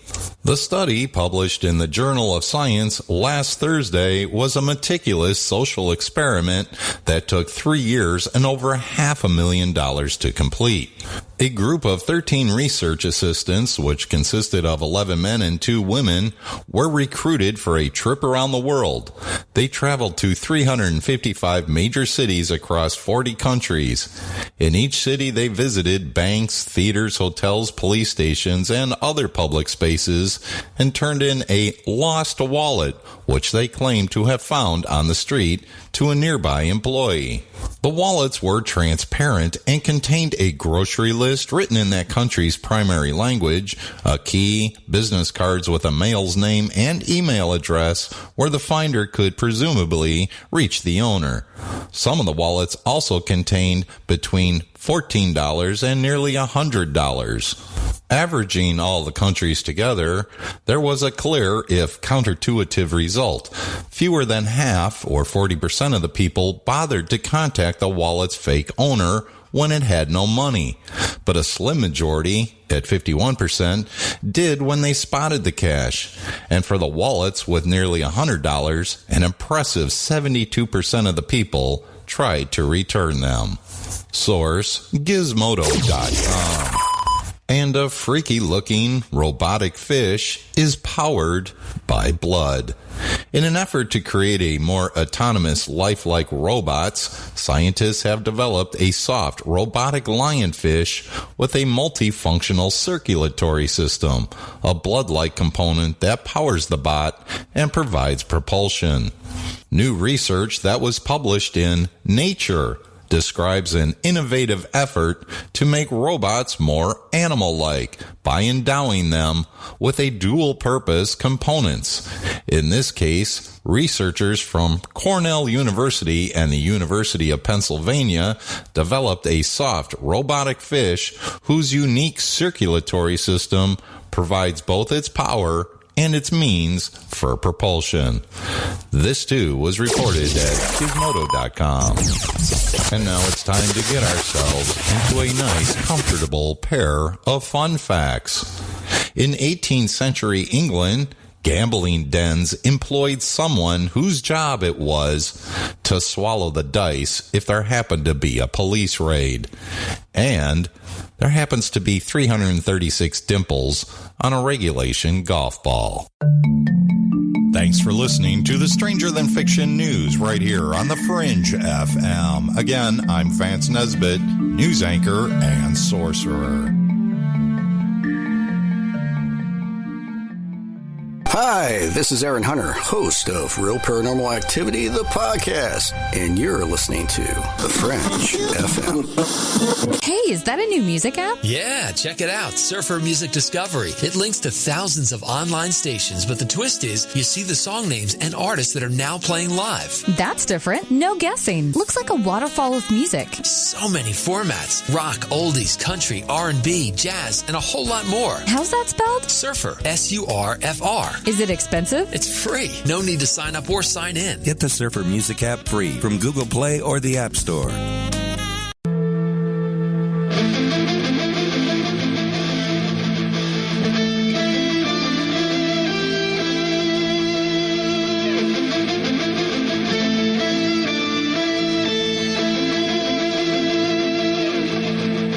All right, welcome back to Lighting the Void. That is Bundy, our guitar man, and the name of that song is, well, I'm sure you recognize the X-Files type stuff, but the name of that song that he named it was Truth and Light. And we're definitely talking about both of those things tonight. We're talking about light, observation, consciousness. We've gotten to the scientific part of it. We've gotten to the spiritual aspect of it. And we're talking with somebody that I can't pick a better person to talk to about this. Maybe Thomas Campbell, but somebody that actually studies light and the eyes, Dr. Jacob Liberman. And you've probably seen thousands of patients. You've probably, how many About patients? 50,000. 50,000 patients. So you've been working with vision and light your whole life. And it's fascinating to me, this conversation we're having, because you would think it would be pure science, and there's nothing wrong with science. I love science, but you are learning about the metaphysical world, and you've had some fascinating experiences, and you've shared them with a lot of people. I mean, your TED Talk was fabulous. I watched that on YouTube, and I wonder about those types of things, but I don't want to get off track, but because before the break, you had brought up free will, that we all have this idea in the observatory world that we're making a choice and we have free will to make that choice. And then you said, but I'm not so sure. And then we had to take a break. Right. So, I think what's important is to do an experiment to see, is that true? So, for instance, if I make a decision and I have, quote, free will, then the question is, well, when does the brain record the decision that I've made? So if I make a choice, you would imagine that right after my choice is made, my brain records the choice that I made. So years ago, there was a pretty renowned psychologist named Benjamin Libet, and he was intrigued by this question. Do we actually have free will? When does the brain record the choices we've made? And what he found is that a third to a half a second before we actually are aware of making a decision, our brain has already recorded it. In other words, it knew the decision we were going to make before we were aware of making it. Now, that's pretty fascinating in and of itself. However, in 2007, a very renowned neuroscientist in Germany started looking at the same question, and now a lot of people have looked at it all over the world.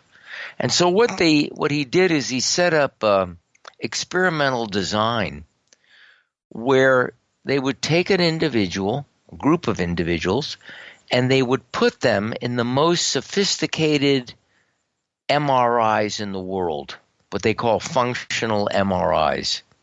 And they would set it up so when they were in the MRIs, and the MRI was really noticing and recording everything that was going on in their brain, they would have them looking at something, and whenever they chose what it was that they wanted, they would just press a button with their finger.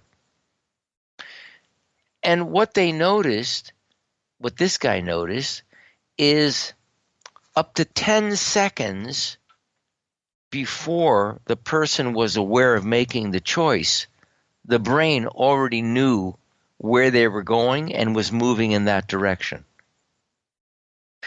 Recently, the same kind of experiments were replicated in Australia, and they found that up to 11 seconds before. Now, when you look at the brain, every second, 20 million times 20 billion different inputs are going on in the brain.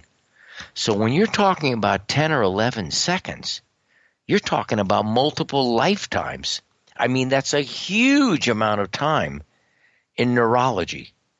So when we're saying that 10 seconds before you think you've made a decision, your brain already knows the decision you've made and is working its way to doing that, then you have to really ask the question, well, what's deciding?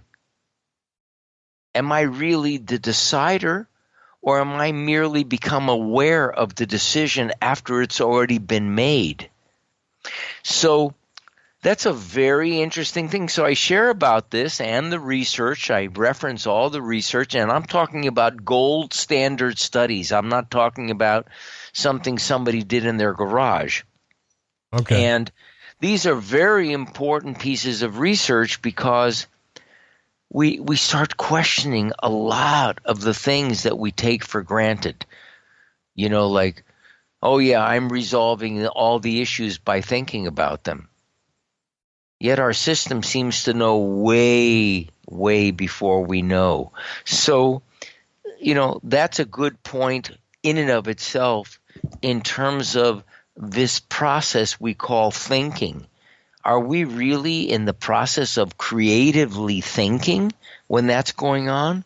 Or is most of our thinking worrying? Well, that's a very good point. I've brought this up on the show a few times because I have questions about it. Because when I look out in nature and the universe, everything from the stars and the planets all the way down to cells, everything has a purpose. Everything's kind of doing what it's supposed to do. Everything's just has a reason. You know, it's part in the system. And yet we as humans, we, at least I think, or we perceive we have choice, which I thought, well, you know, maybe that is the one, because people say we're a child of God or whatever. And I'm thinking, well, maybe that is the one power that we have that we really don't understand just how powerful it is. But I've also thought about that too. Like, do we really have a choice? I mean, if you put me in a box and say there's two ways out of here, am I really making a choice? I mean, I've got two things to choose from, and that's it. I guess you could call that a choice, but it's not much power. You know what I mean? But you know something? You might worry about how the hell am I going to get out of this box? But when you ask someone, how did you come to know that? Most of the time they'll tell you that they don't know. You see, the answers that we think we're coming up with, from my direct experience, actually come to us free of charge. We just are aware of them after we receive them. We are receiving guidance all the time in our life, in exactly the same way as a plant grows towards the light. Every function of the body is light dependent. And every cell in the body has eyes that detect things way before we are aware of them. That's where the guidance is coming from. That's what the intelligence of life is continually feeding us with, that allows us to navigate. It navigates us through life. And keep in mind that the same animating force that's causing the planets to rotate around the sun, that causes the oceans and the tides to move and the seasons to change and the heart to pump and the lungs to breathe and every part of your body to function, that's all being moved and animated by the same source in this universe. Whatever is moving the planets is also moving our hearts. We don't have anything to do with that. So, we can say, well, of course we have choice in this and that. But rather than making it a point of argument, oh, this is right, I'm saying, start looking at this. Notice, is this really the case? And, I was driving up to my house the other day, and as I was driving up here, all of a sudden, I got this flash. Check your oil. I got to the house. I opened up the hood without questioning. I checked it, and by God, it needed a quart of oil. And I didn't have to think about that.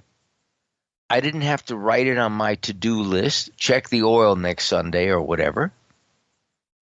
It literally came to me without me having to do anything. What I'm trying to share, because this is something that's been going on in my life for a long time, is this is not a once-in-a-blue moon thing. This is happening every day, every single day. And what does it look like when this awakening occurs? Everything looks exactly the same, and yet it's totally different.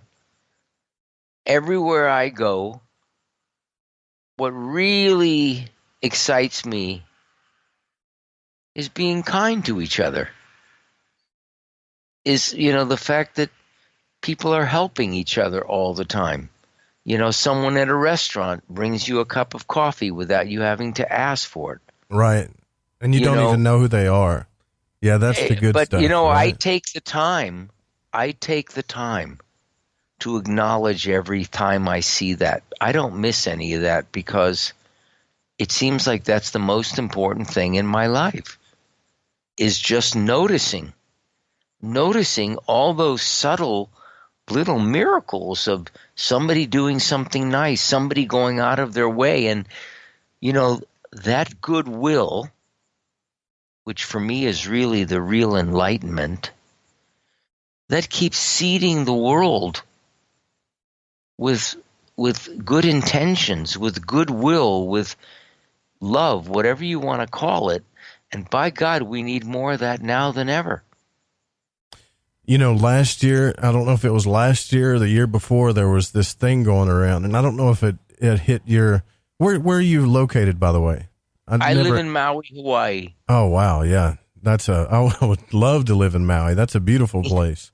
Yeah, it is. But there was this thing going around, and I don't know if it got out to Maui, but it was called Pay It Forward.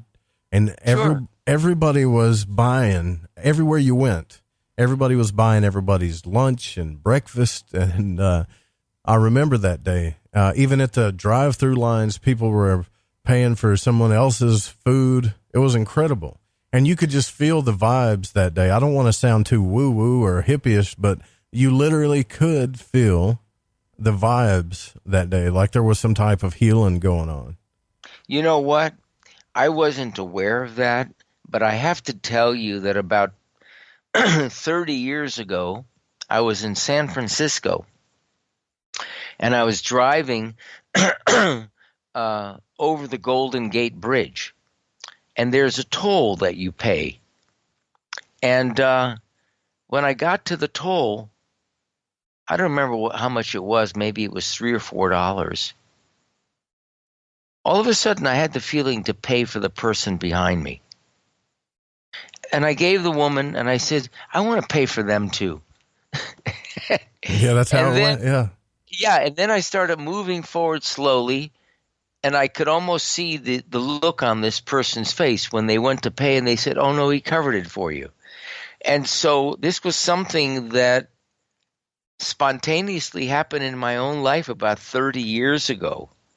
And to this day, I enjoy that more than anything else. I mean, when we talk about things shifting the world and changing the world, my God, love and human kindness, and it's not that we do it for the sake of something or it sounds like a good idea. My whole life is built upon that. You know, I've noticed something too. I wonder sometimes, Doc, if we're fooling ourselves, right? Or if we're not, because I know it's kind of off topic of vision and observation. It's all about seeing, and you're talking about seeing, yes. But I've been around both types of people in my life, and I'm sure you have too. I've been around people that are very dark, angry. They're either really angry all the time or really upset or really scared or worried. And then I've been around other people that seem to be as if they're living in a state of heaven or bliss. And they always seem kind of fake to me, right? Right. But that's because I grew up in a lot of darkness, okay? Yeah. But I actually, in my earlier 30s, got to hang out with somebody, spend more than just 5 minutes. I got to hang out with somebody in their life that was that way, and their family was that way, their friends were that way. And it just seemed to me like I was living in a different reality. And I'm not saying there wasn't bad things going on. There wasn't murder and you name it, all the bad stuff, right?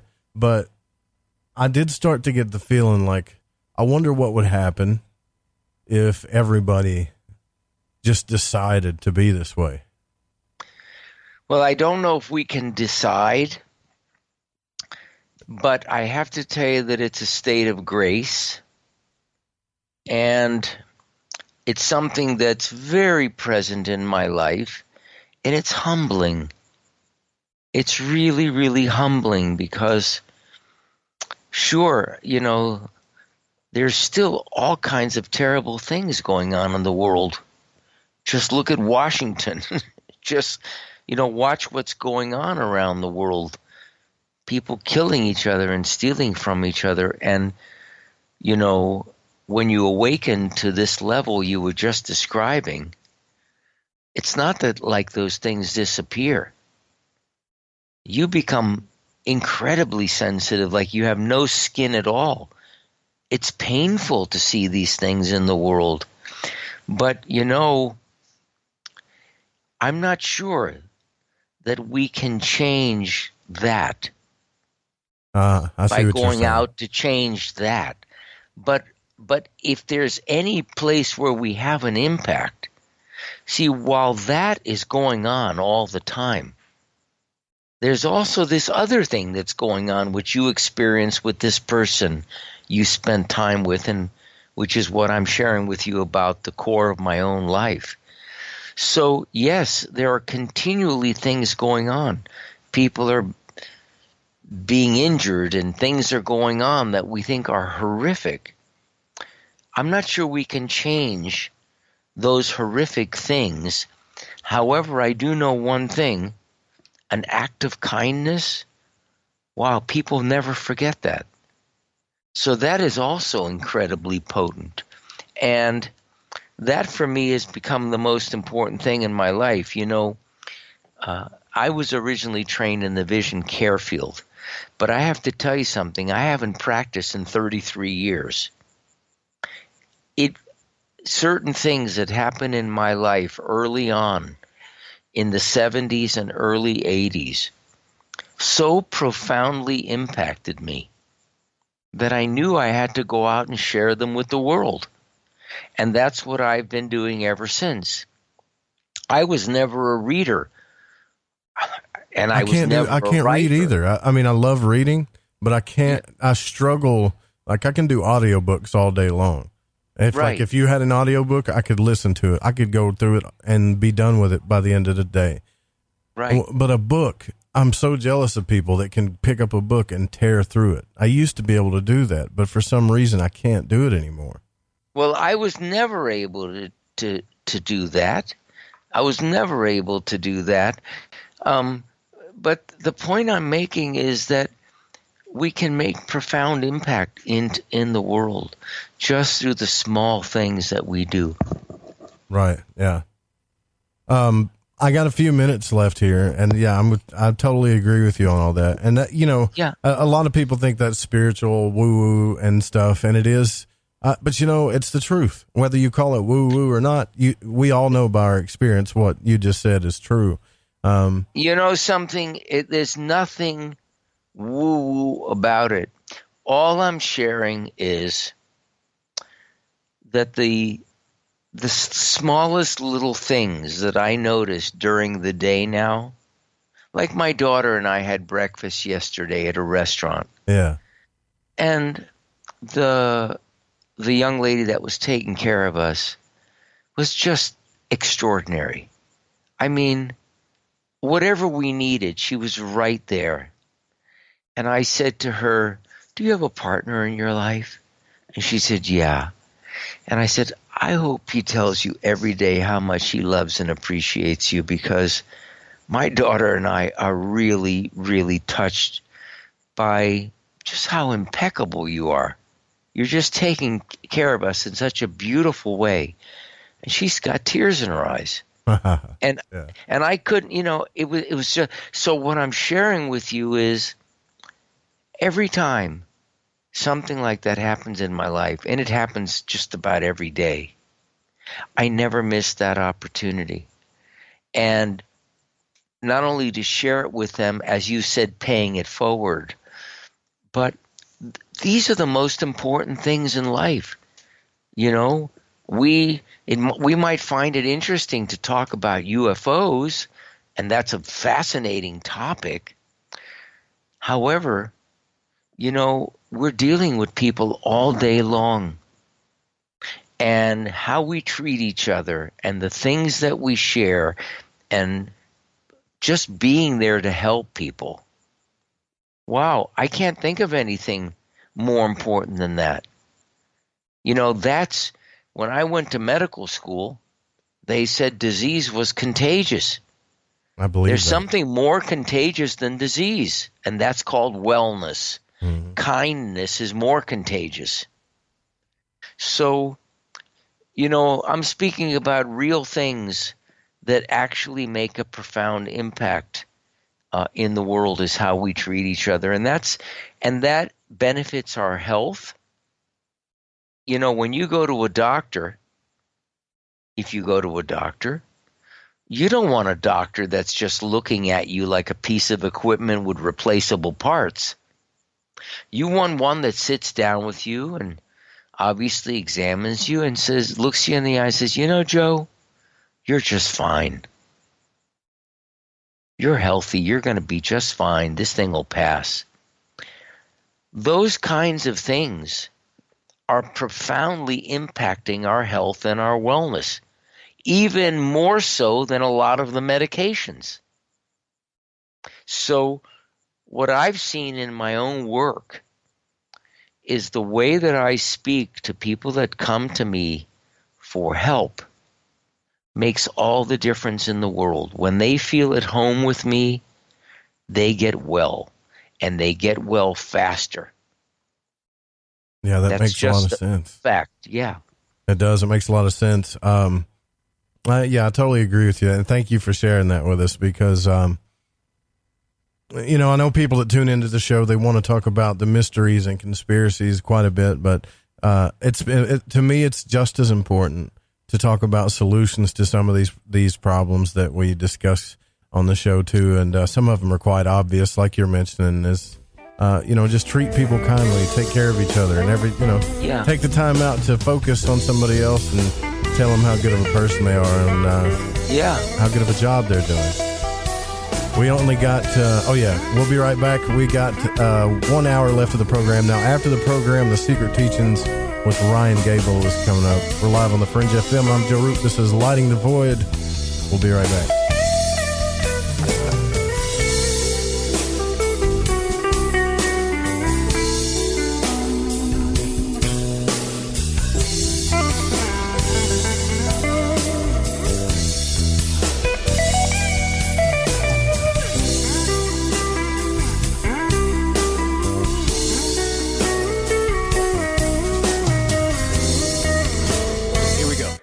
AncientLifeOil.com. AncientLifeOil.com. Now this is for CBD. AncientLifeOil.com. Again, for CBD. Where do I get CBD? AncientLifeOil.com. It's pretty good stuff. Organic, non-GMO. We are the Ferrari of CBDs. AncientLifeOil.com. They say when you mention a person's name 3 times when you first meet, that you're going to remember. So I'd say to you, nice to meet you, AncientLifeOil.com. It's AncientLifeOil.com, right? Nice to know that you help people. AncientLifeOil.com. Think about this. Occasional stress, occasional anxiety, occasional inflammation, occasional stiffness, and intruders that get you down. AncientLifeOil.com. Okay, so I'm going to give you a fact for the day. So Ancient Life Oil does not help you with business deals. Hold on a second. If you feel better, it could help you make a better decision. Okay, I'm wrong. Just remember to go to AncientLifeOil.com. The Fringe FM isn't just a radio station. We also provide services for all your audio production needs. If you are interested in live radio or pre-recorded podcasts, we're here to help. We even do audio enhancements and voiceovers if needed. If you want to do a podcast or live radio show and even want the option to syndicate on terrestrial radio, from simple audio file enhancement to live production and call screening, we have you covered. We have worked with some of the best professionals in the business in order to provide coaching instruction for content creation, show structure, and more. Contact The Fringe Digital Media for more at info@thefringe.fm. That's info@thefringe.fm. Or call 501-777-5631 for a consultation. Hola, Fringe listeners. This is Dave Cruz of Beyond the Strange, and you're listening to The Fringe FM. So, have you heard of heavy metals? I'm not talking about the heavy metals in the junkyard. I'm talking about the heavy metals that build up in your body. Heavy metals in your body can make you feel sluggish, fatigued, and just plain off. Why not try Life Change Tea at GetTheTea.com? Cleansing your body and making you feel great. No, not cleansing the outside of your body, but cleansing the inside of your body of intruders that sneak their way into you and set up an intruder camp. Life Change Tea helps remove unwanted intruder camps. Brew it, steep it, and drink in the results. Tastes great, so you can create a new health habit. Our tea loves to help people. It just needs the chance. So order yours today by logging on to GetTheTea.com. That's GetTheTea.com. Our Life Change Super Strength Tea is waiting. This could be a beautiful relationship. Take charge of your health. Order at GetTheTea.com. That's GetTheTea.com. Alex X. Hi, I'm Alex Exum, and you're listening to The Fringe FM. Who were the real ancient Egyptians? What is it about ancient Egypt that captivates us all? The critically acclaimed series Magical Egypt is back with all new episodes. Let Chance Gardner and company take you on another adventure through Magical Egypt in the new series Magical Egypt 2. Magical Egypt 2 attempts a forensic reconstruction of the science of the ancients through a study of ancient aesthetics. Also, the best researchers and authors in the field like John Anthony West, Graham Hancock, Laird Scranton, Robert Bouval, Lon Mal Duquette, Aaron Cheek, and more join together to explore the topics of the esoteric and the hidden messages of the ancient Egyptians. Just go to magicalegypt.com right now and put in the code word FRINGE and get 10% off any download or order, including the groundbreaking original Magical Egypt series, as well as the new episodes in Magical Egypt 2. Also, check out the great work and the companion series at magicalegypt.com. Click the banner on the Fringe FM or go to magicalegypt.com and use the code word FRINGE and get 10% off your order today while it lasts. We've heard your feedback loud and clear. You called it out, and now we're answering. All new live programming, 5 nights a week. Always remember, the Fringe FM is for you, the listener, and we appreciate your feedback. Keep the feedback coming. You can email us at talkback@thefringe.fm, call the station at 501-777-5631, or send us a message on Facebook at The Fringe FM. Are you intrigued by Paranormal Talk Radio? You'll love the new Paranormal Radio app from TalkStream Live. You'll find a great selection of talk shows covering UFOs, ghosts, strange phenomena, and much more. Download the Paranormal Radio app now and start listening to the very best in paranormal talk entertainment, including the network you're listening to right now, the Paranormal Radio app. Free in Google Play and the iOS App Store. All right, everyone, this is Justin from the UK. Excuse the chitty. If you're into the Fringe and you want to hear the brass tacks, my old china plate, Joe Roop and his guests on Light in the Void will open your mince pies. You need to shut your northern self and use your 10-speed gears and listen to them bubble. You could hear a Barry Crocker, no Brussels, but he ain't no holy friar. Anyway, you beat a Barnaby Rudge and take a butcher's. Howdy, this is Catalina, and you're listening to Lighting the Void with Joe Roop.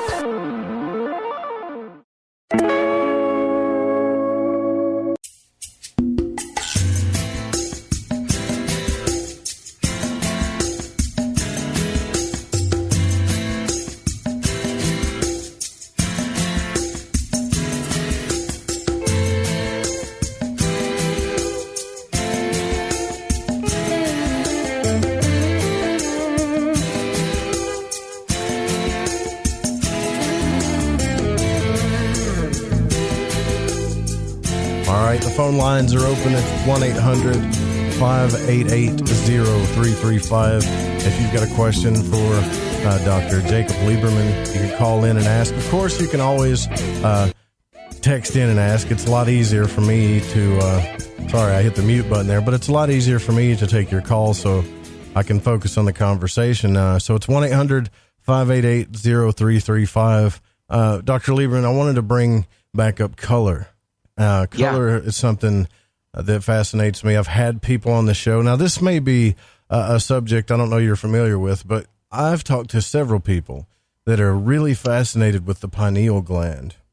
Right. They've looked into the mysteries of it. They've looked into the esoteric meanings of it. They even take substances that Joe Rogan talk about called DMT or ayahuasca, or they go on shamanic journeys. Sure. And they've talked about how they can see the construct of reality almost, and they can't quite explain it. They talk about a geometrical pattern, and at first you would think, I've never had this experience, but at first you would think, well, it's just a psychedelic trip or something. But the way they describe it is totally different. Like, I've had certain people tell me that they did not believe in God whatsoever, were complete atheists until they had this experience. Like, I think there's something to it. Now, I know some of this is theory and some of it's science, but I'm not real sure the truth about it, right? Like they say the pineal gland opens up and drips the substance when you dream, when you die, things like that. And I'm just curious, have you found anything about any of this? Well, the pineal gland is actually called the pineal organ, even though traditionally they speak of it as the pineal gland.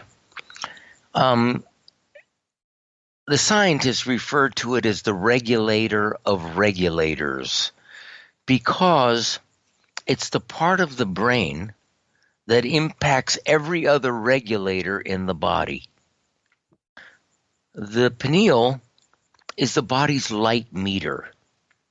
It basically tells the body whether it's light or dark or what the different colorations or spectrums are in the sky. It also reads the Earth's electromagnetic field. It's also the only part of the brain that is singular. Every other part of the brain is paired, just like you have a right hemisphere, a left hemisphere, and so on. The pineal is just by itself, and it's located right in the center of the brain. So if you took your 2 index fingers and put them right behind your ear, and then were able to go into the skull, you would touch the pineal gland, which looks a little bit like a pine cone, which is what pineal means. The pineal for many creatures is located like lizards and so on. It literally protrudes through the top of the head, so it can get direct information from light. In humans, the pineal receives information about light via the eyes. So light interacts with the eyes and then feeds that information to the pineal. The pineal essentially sends that information about light, darkness, and spectral characteristics, the Earth's electromagnetic field. It sends that information to every cell in the body at the same time. And then every cell in the body uses that information about the environment to orchestrate its internal functions in order to synchronize itself with Mother Nature. So in other words, the purpose of the pineal is to bring us into a state of oneness with life. Oneness with life. Now, what does that oneness means? To go back to something biblical, Jesus is quoted as saying, "When thine eye be single." Right, the body will fill with light, yeah. Right, meaning it means that you're not seeing things from this point of view or that point of view. You're just having a direct experience, absolute, pure seeing.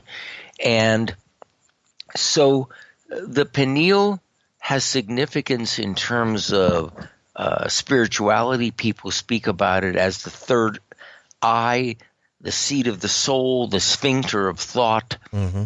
It's thought to be a symbolic place within the body. What's really fascinating is that most of our pineals are calcified. As we get older, the pineal becomes more and more calcified, and the pineal has to do, to a great degree, with navigation. In other words, with the journey we take to fulfill our purpose in life. That's the deepest meaning of the navigation. So in a human being, the pineal is the size of a pea. In something like an elephant seal, which is a large creature that lives in far north latitudes like Alaska, in that creature, the pineal occupies half of their brain. Now, why is that? Well, elephant seals live in environments where during the winter, it can easily be 100 degrees below zero. And when these creatures are mating to create their young, they all mate at the same time, and they all give birth at the same time. Why? The timing of their physiology is inseparable from the timing of Mother Nature. If they give birth a day early or a day late, the offspring probably will not survive because the weather is so harsh and there's limitations on food. So why is their pineal so big? Because the larger the pineal, the more in touch they are with life. the more synchronized they are with life.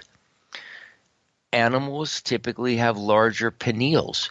Humans have these tiny little pineals, and most of us who are adults, large portions of our pineals are calcified, so our ability to navigate ourselves through the world is limited.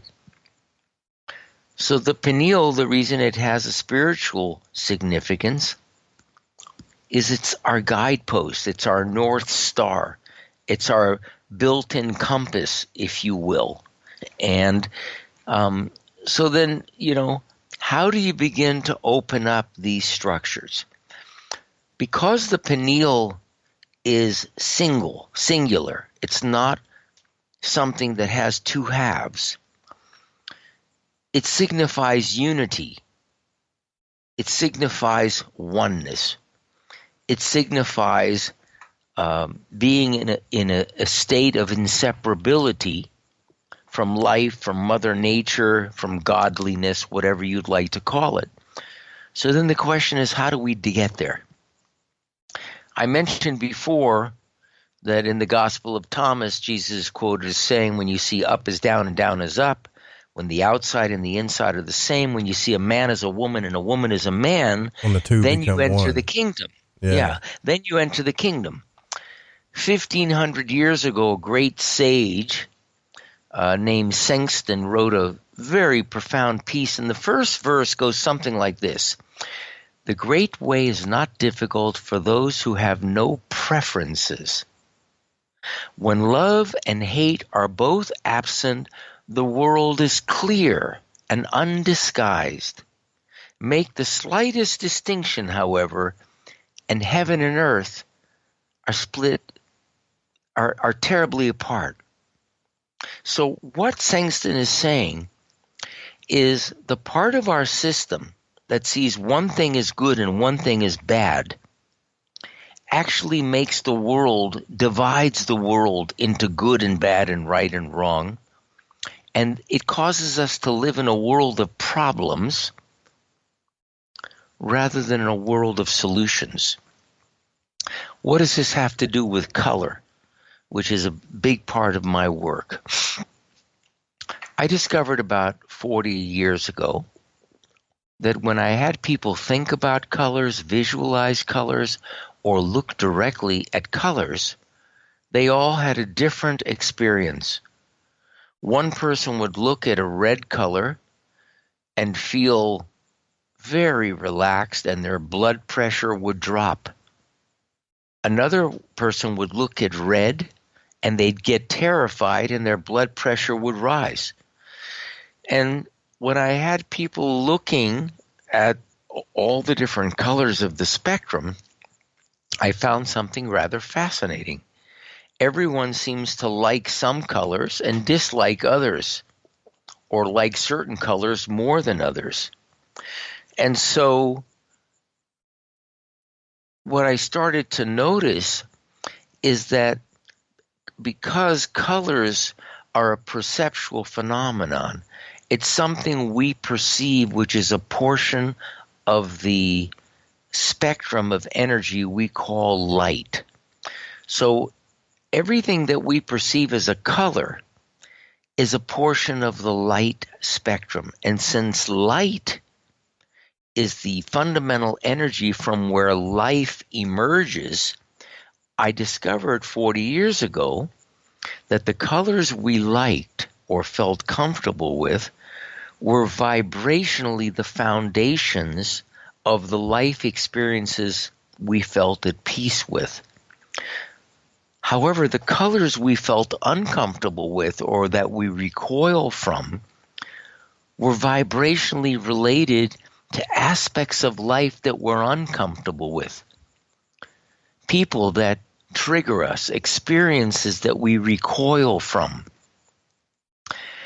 And so I then started using color in a very interesting way, where people would wear glasses with different filters on them for short periods of time, gradually becoming comfortable and more receptive with the colors that used to feel uncomfortable. And what I noticed is that when that occurred, the things that used to disrupt these people's lives, that felt stressful and so on, that they became much more at ease with those. They didn't upset them as much. In other words, the parts of life that used to trigger stress, which is really the catalyst for disease. Most disease is created by stress, related to stress. Well, what happened is when they became comfortable with the colors they were uncomfortable with, they started becoming desensitized from the experiences in life that catalyze stress in their life. In other words, life became more even rather than so many ups and downs. And so over the years, I've developed ways of working with people that allow them to do this at home. So, for instance, in the book Luminous Life, I actually take the reader through a visualization where they can actually experience firsthand what I'm talking about here and how it may impact where in their body they develop problems. And so I did that as a visualization so a reader could experience it and know what I was talking about. But the way I work with my clients is I developed a kit. It's called the Spectral Receptivity System. And essentially, it's a kit with 13 very simple pairs of glasses with filters in them. And I provide in the kit a manual and a protocol where they spend a small amount of time each day wearing one or two of these glasses and just breathing in the colors that are coming in through their eyes. And people have profound impact from this. Not only do they start getting desensitized from a lot of things that trigger them, but their health changes, their wellness changes, their view of reality softens. Right, yeah. And so this is really interesting because people can do this in the comforts of their home and reap the benefits of that. I started doing this with people. Most of my work for the last, I don't know how many years, is that I mentor a small group of people.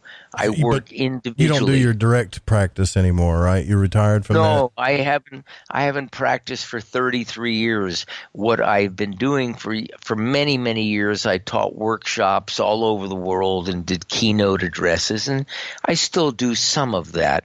But most of the time, I mentor individuals. So people contact me, and we work together maybe for 3 months or 6 months or whatever is required that helps them on the journey of their life, whether it be with health-related issues or personal issues or psycho-emotional issues or relational issues.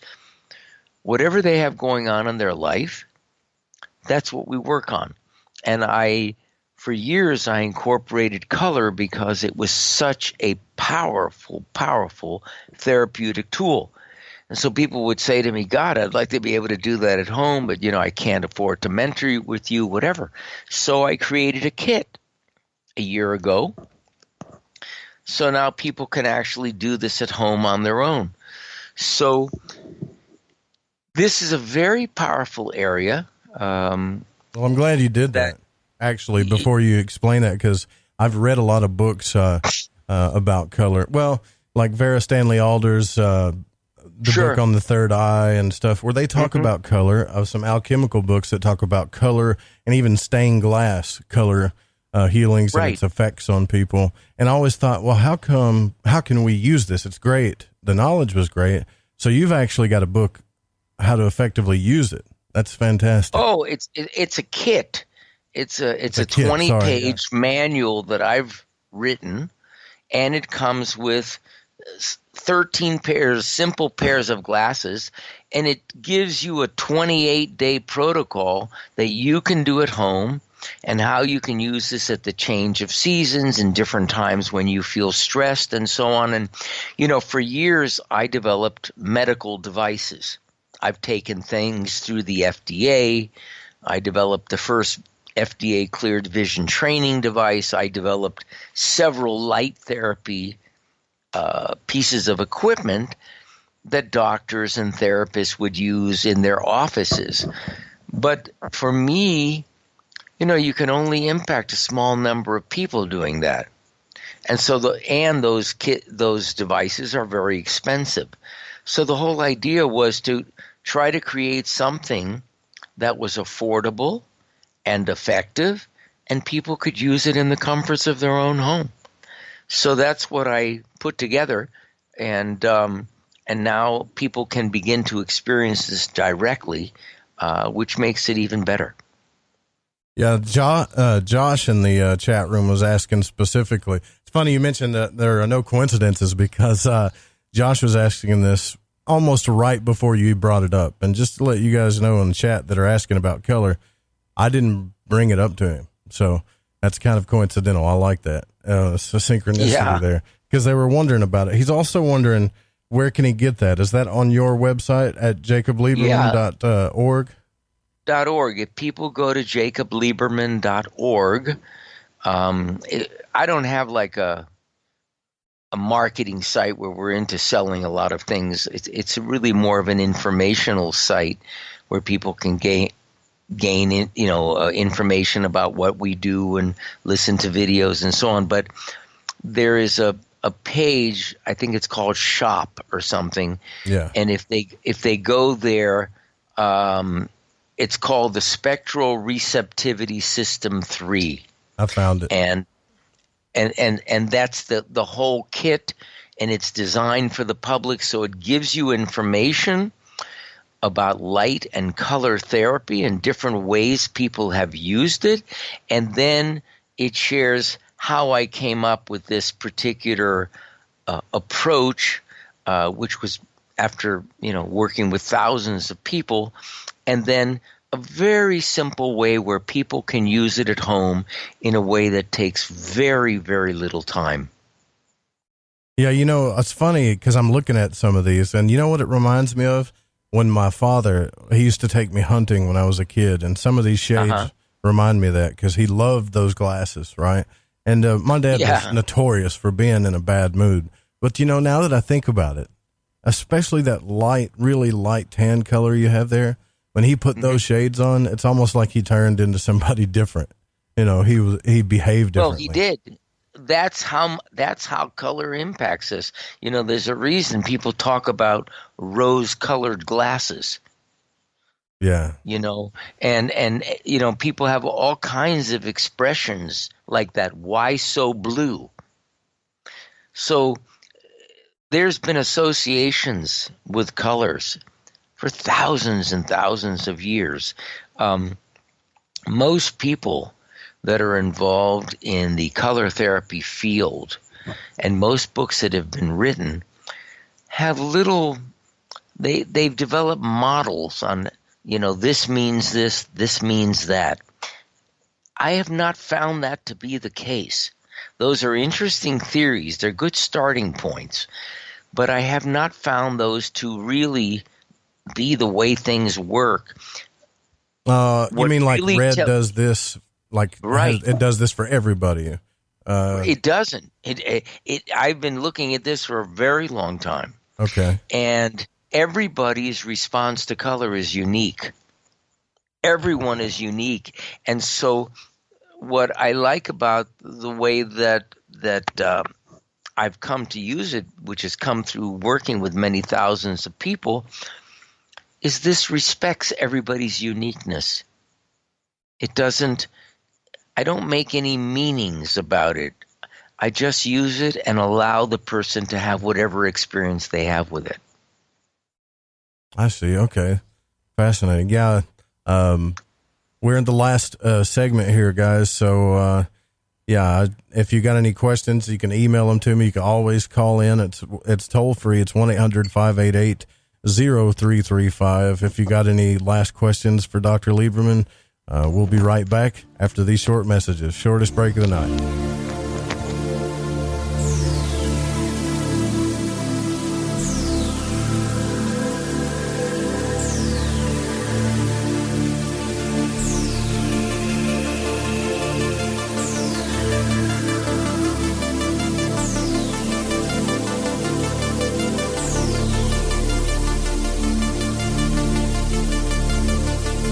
Listen to Lighting the Void because of the guests, the content, and the host, Joe Roop. He's smart, he's intelligent, and he seems to ask the questions that we all have on our mind. We're all searching for the truth, and Joe helps us get closer to it. I love this show. I love this show. I love this show. Lighting the Void.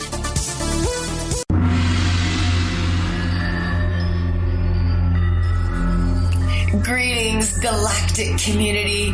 This is Suzanne Ross, host of Sci-Spy Radio, every Wednesday evening from 5 to 7 p.m. Pacific. Join me for this brand new show featuring a revolutionary new genre, Sci-Spy, merging science and spirituality to give us answers to the greatest mysteries of creation. Together, scientific discovery and spiritual revelation reveal the truth about who we are, where we came from, why we're here, and where we're going. Tune in to Sci-Spy Radio every Wednesday from 5 to 7 p.m. Pacific and discover the truth for yourself at thefringe.fm. Introducing Shadow Light Tarot from Waking Canvas, the Fringe FM's new contributing artist, Eric Tesey. This hand-illustrated black and white self-published deck serves as a reinvention of the tarot never before witnessed. Each of the several suits of this 88-card deck lineup form an infinite panoramic scene. Even the included visual companion guidebook is entirely hand-illustrated, cover to cover, with beautiful visuals and esoteric symbols and artwork. The newly released deck comes in a custom magnetic box with its own travel pouch. The Shadow Light Tarot Premium Deck and its travel-sized mini deck Wonderlight Tarot are both available now from WakingCanvas.com. If you use the code word FRINGE, that's FRINGE at checkout, you'll receive an extra 10% off your entire order. To discover more, including a free reading and time lapses of all the illustrated artwork, make your way over to WakingCanvas.com today. That's WakingCanvas.com. Lighting the Void is proud to announce Mind and Magic's Protection and Defense Course for protection from magical and psychic attacks. This is not a joke. Magic practitioners are on the rise, and with that comes attacks from baneful or black magicians that try to harm or hurt others for their own selfish reasons. If you are not a believer in psychic attacks, then this isn't for you. If you are, and you want the power to defend yourself and your family and home, then I highly suggest you grab Frater Xavier's Protection and Defense Course. In this course, you will learn how to tell if you are under attack from a natural source or if an individual is attacking you. The 4 forms of curses and attacks. How to remove self-imposed curses. The correct way to cleanse your home from negativity or malevolent entities. How to make your own holy water. What you should always keep near or under your bed. Herbs that banish negativity and promote purity. The most powerful banishing rituals on the planet. And for those that seem to want to harm you the most, how to put your enemies in a hell pit of their own making. You can also learn protection against shadow people and other entities. Or are you just in a bad planetary alignment? Even how to get rid of an enemy using a tic-tac box. It does not matter what your faith or belief is, this will work. Click the banner on the website at lightingthevoid.com or go to lightingthevoid.com/Xavier. Yohoy there, Gigi here from Shift Happens. Do you like to boogie down to topics such as ufology, the occult, and the mysteries behind our reality? Well, I invite you to join us every Friday night at 7 p.m. Pacific, that's 10 p.m. Eastern, as we like to punch that curiosity button and tickle that fancy. We tickle that fancy, but yeah, I don't know if that's the right analogy, but there's certainly a lot of tickling going on over here at Shift Happens.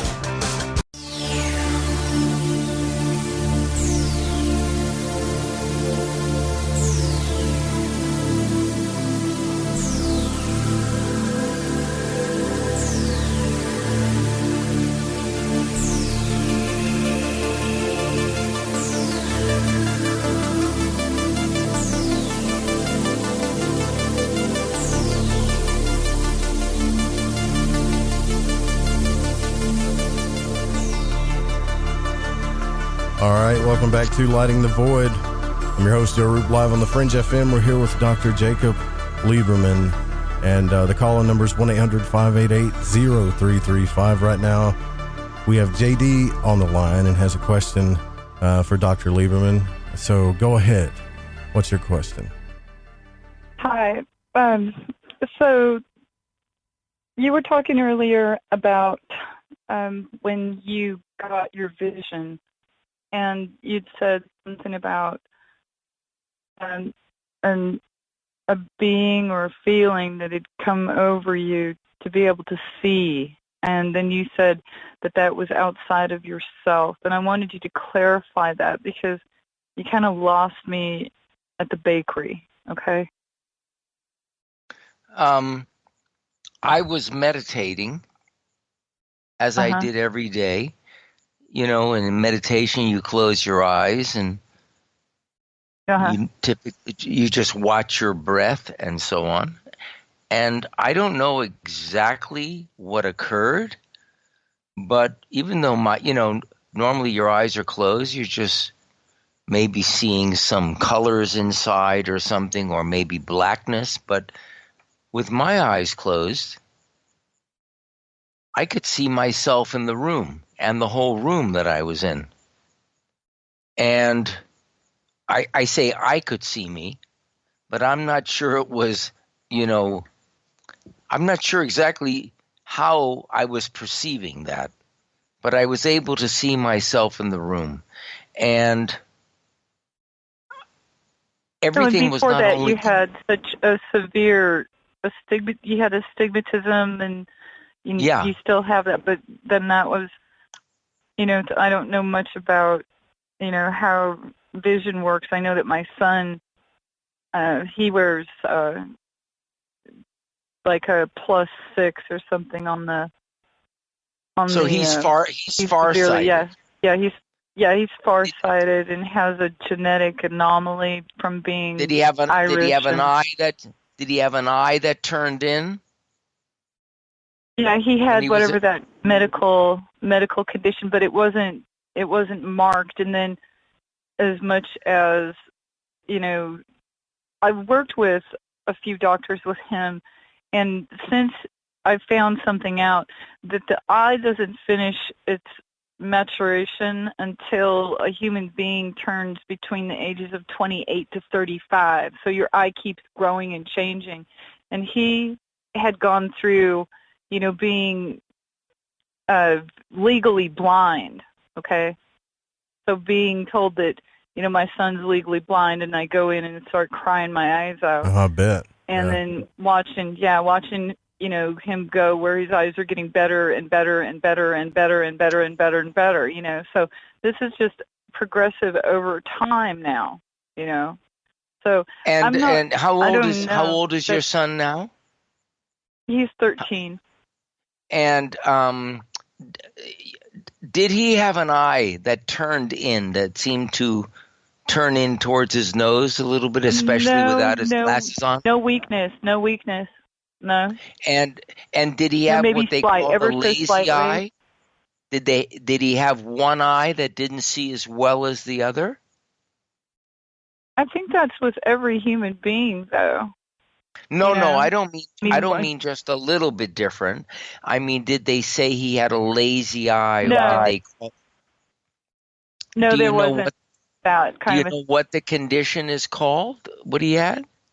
But it's a genetic, it's some anomaly where the actual nerve ending part of the eye that attaches is the optic nerve.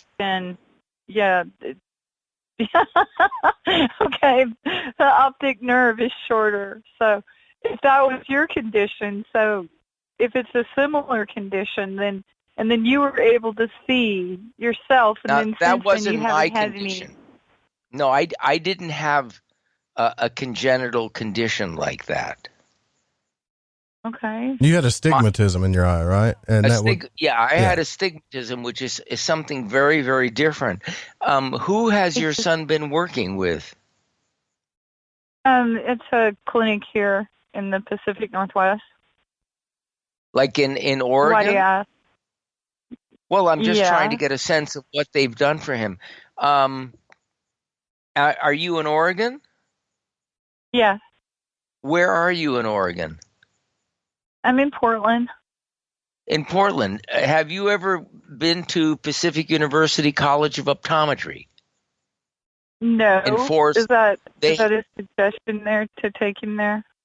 Well, that's a suggestion. They have a clinic, I think, in Portland, but they also have one in Forest Grove, which is where the college is at. It might be interesting to see if someone there who is in the vision training department might. Hold on. Let me get something to write down. Does this happen on radio shows, by the way, Doc? You get people call in and, I didn't even think about that. Yeah, I would. Why not? If my kid had a condition, I would definitely call in. And I haven't had my son's eyes checked. Well, it's been a minute since we've had his eyes checked. We probably should do that. Duh. Yeah, it's a good idea. Pacific University College of Optometry, and specifically someone in the vision training department. Okay. And there's something else that you might want to look at. One of the things that they're using for vision-related issues, and I don't know if it would have any effectiveness on your son's condition, and I don't think there's any research on it, is something called near infrared. Okay. The near infrared is the part of the sun that provides all of our cells with the energy. Most of the cells in our body create energy to be able to run our body, and most of that energy comes not from the ingestion of food, but from the ingestion of light. And they're now using the near infrared portion of the spectrum to treat a lot of conditions in the body, including things with the eyes. So you might check with whoever you see there.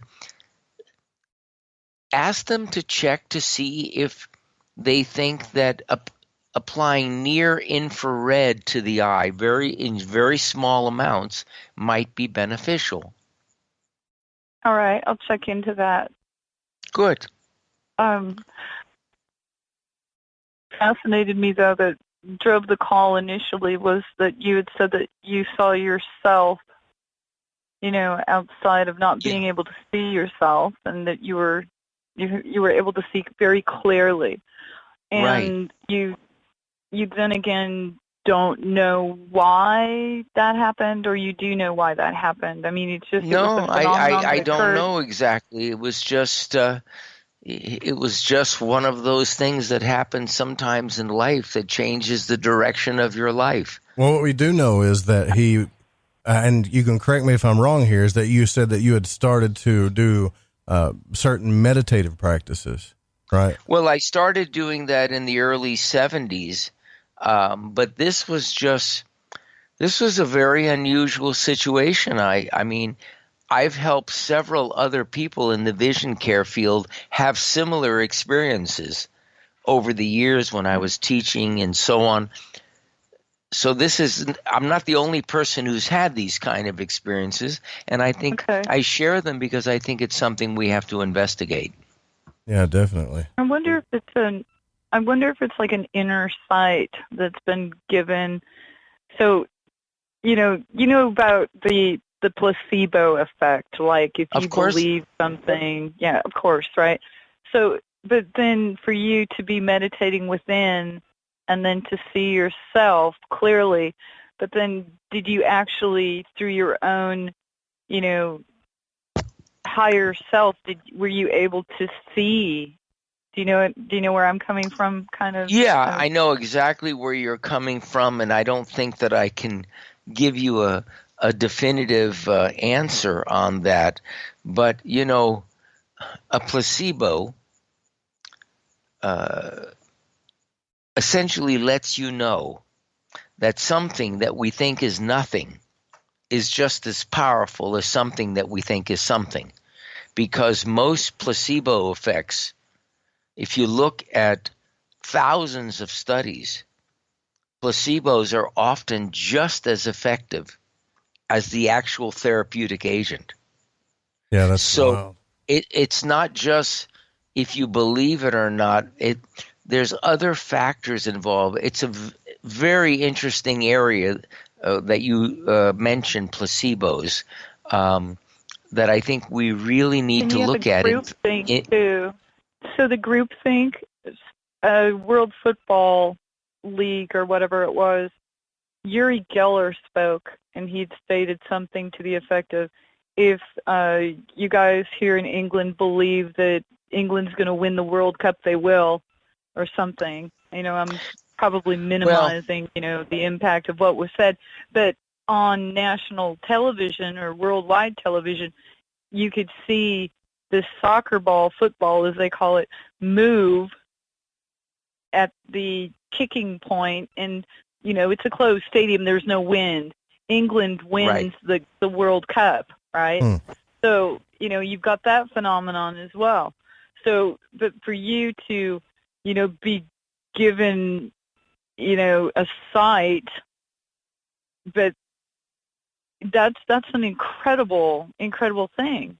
Yeah, that's to touch on. That's what we started the show with, because I asked him during the break too. I said, you got astigmatism. You're not supposed to be able to see the way that you do see, and you have been for years. I said, I wonder why they don't treat you like a lab rat, like why scientists haven't just been calling you and trying to do studies on you and stuff. See, but I'll tell you something about that's really important.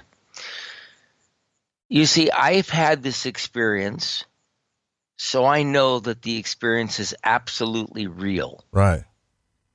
Someone who's never had this experience and has read all the textbooks will say, well, that's impossible. Now, our vision is really based on our direct experience, things we believe or don't believe, and things we know or don't know. So what happens is that when a scientist comes in to do an experiment and doesn't think it's possible, it's almost impossible for them to find something that's possible. And I say that to you because we try to take out all the factors in an experiment to figure out how something can work without human interactions and without all the things that are part of our everyday life. But things don't naturally work that way. So, all I can tell you is, and again, and I don't know where it is in the new book, Luminous Life, but my own eye doctor wrote something about this, and specifically her, that she had never actually seen anything like this in her years of practice, that I'm seeing as well as I do. You also said that a few of your colleagues had experienced the same thing. So yeah. Hey, you guys, I need to get my son something to eat. Go ahead. Thanks for calling. Call, Joe. Yeah, thank you so much. It was great talking Best to you. Best of luck. And thanks for all that. My pleasure. Have a good one. Bye, guys. You too. Bye-bye. I think that's just a concerned mother that is hearing something, hearing possibilities that might help her child. I think that's what that was about. And I understand totally, but when you hear things like this, to us, Doc, things like this are miracles. I mean, that's how we define them. We define them as miracles, but they simply just broke outside of the norm. That's all. Right. Exactly. Exactly. I totally agree with you on the placebo thing too. By the way, I've got a friend of mine, Ronnie McMullen, who has a lot of our supplements that we take, and in the webinars, he tells people, I know this sounds bad, but you can talk yourself out of letting these things help you. But if you really know they're going to help you for some reason, and this has been his experience too, is that it works. The body tends to do what it's going to do for it.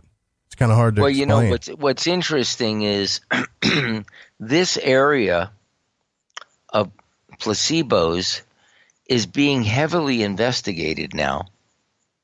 And like in Germany, doctors are actually prescribing placebos. Yeah. And getting effective results with them. So basically, they're sending out medication to their patients, and the patients do not know that it's not the medication, just to see, maybe? Is that how they do that? Well, no, they've actually found that the placebo itself is very effective. And they tell the patient that it's a placebo, and it still is effective. I understand. Yeah. Gotcha. So we don't know. It's not just you think it's going to work and it works. Even if the patient knows it's a placebo, it still works. So we don't know exactly what's going on there, and I think that's what's fascinating about this and why we have to look at all these things. Well, you have definitely answered a lot of my questions, because those are some big questions that I have. You know, the placebo effect, the whole idea of the wave and particle theory. Well, it's not really a theory. Sorry. It's kind of been proven that, you know, when light is observed, it actually turns into a particle, but when it's not, it's a wave. We had, and I might have messed that up. And sometimes it's both at the same time. Yeah. And then the idea, okay, well, if that's the case, then why do we have interpretative organs and eyes to begin with? Why isn't all just imagination inside the mind? Well, you know, you explain that very well, that what these organs do, they just take in brightness, and it gets interpreted that way, right? Isn't that what you said earlier, like different levels of brightness? Different levels of brightness, different wavelengths of light. It's there's just the way that our eyes work is they just take in the energy, and then through some mystery of how consciousness interacts with the brain, we have the experience that we're having.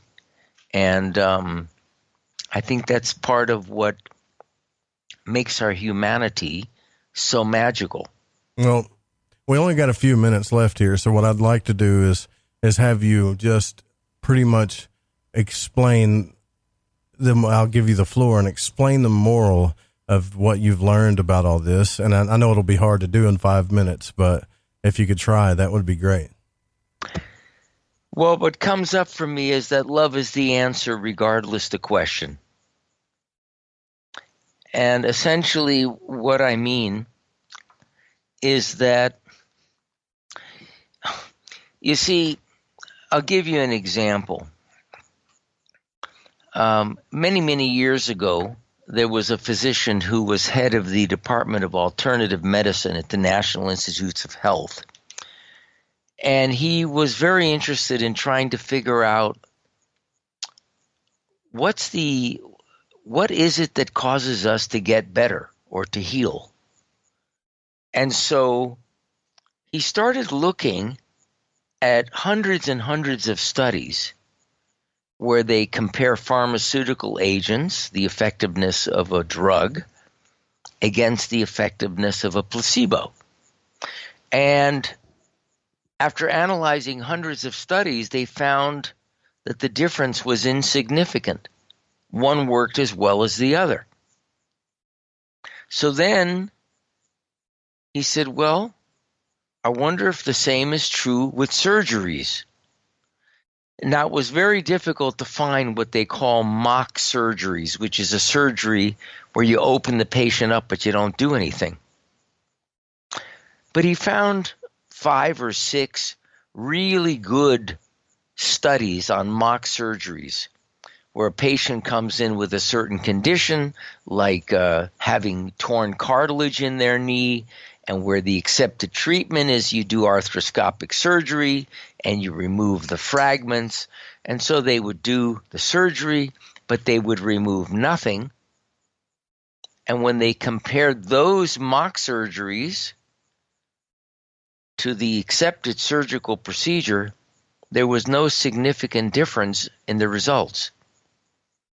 And so he started looking at this, and this work is published, by the way, and he said that when both the doctor and the patient feel good about whatever you're giving them, whether it's a massage, whether it's a homeopathic remedy, an herbal remedy, acupuncture, chiropractic, or drug therapy.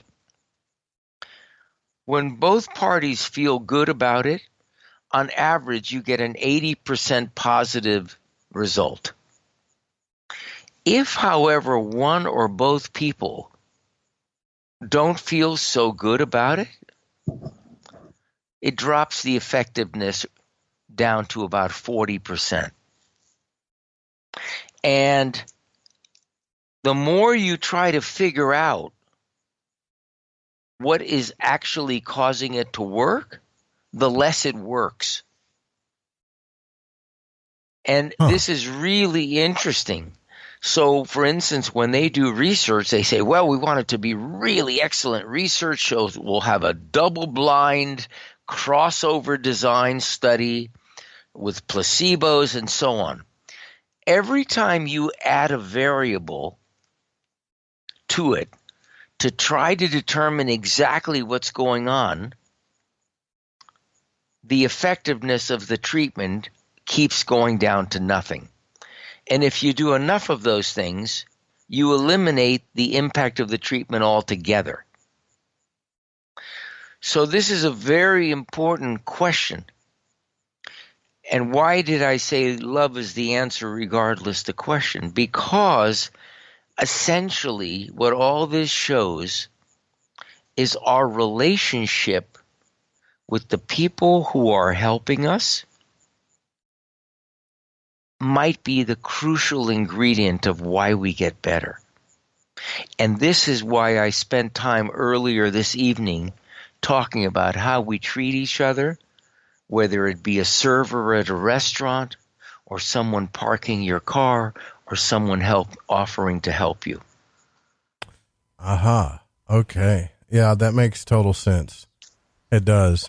And we do got to get out of here. This conversation, I hate to end it, but it has to end. It's been an absolute pleasure talking to you. You might actually be the first person I ever spoke to on the show from Maui, by the way. So either way, I've really enjoyed it. I've learned a lot. I know that some of our listeners are probably going to dig into your books and stuff. And I thank you for coming on the show. It's been such a pleasure talking to you. The pleasure has been mutual. I've learned a great deal, and you're a lovely guy and a good dad, and continue doing everything you're doing. Thank you so much. And God bless you. Be well. You too. And you guys go check out the website, if you will, JacobLieberman.org, www.JacobLieberman.org. You can also go on YouTube and you'll see some of his talks, his TED Talks, his speeches. Go get the books, get the kit too. If one of you gets the kit and tries it, I really want to know what happens. Please let me know and give me some feedback. But we do got to get out of here. This show is produced by The Fringe FM. Don't copy it without written permission. Main music by Chronox, Guitar Man by Bundy. Tomorrow night is Open Lines. Jeff Harmon's going to be joining us. And if you are still into the late night and you're not tired, stay tuned. We're never tired anyways, but stay tuned for The Secret Teachings with Ryan Gable. See you tomorrow night. Thanks, Pacho. Good night.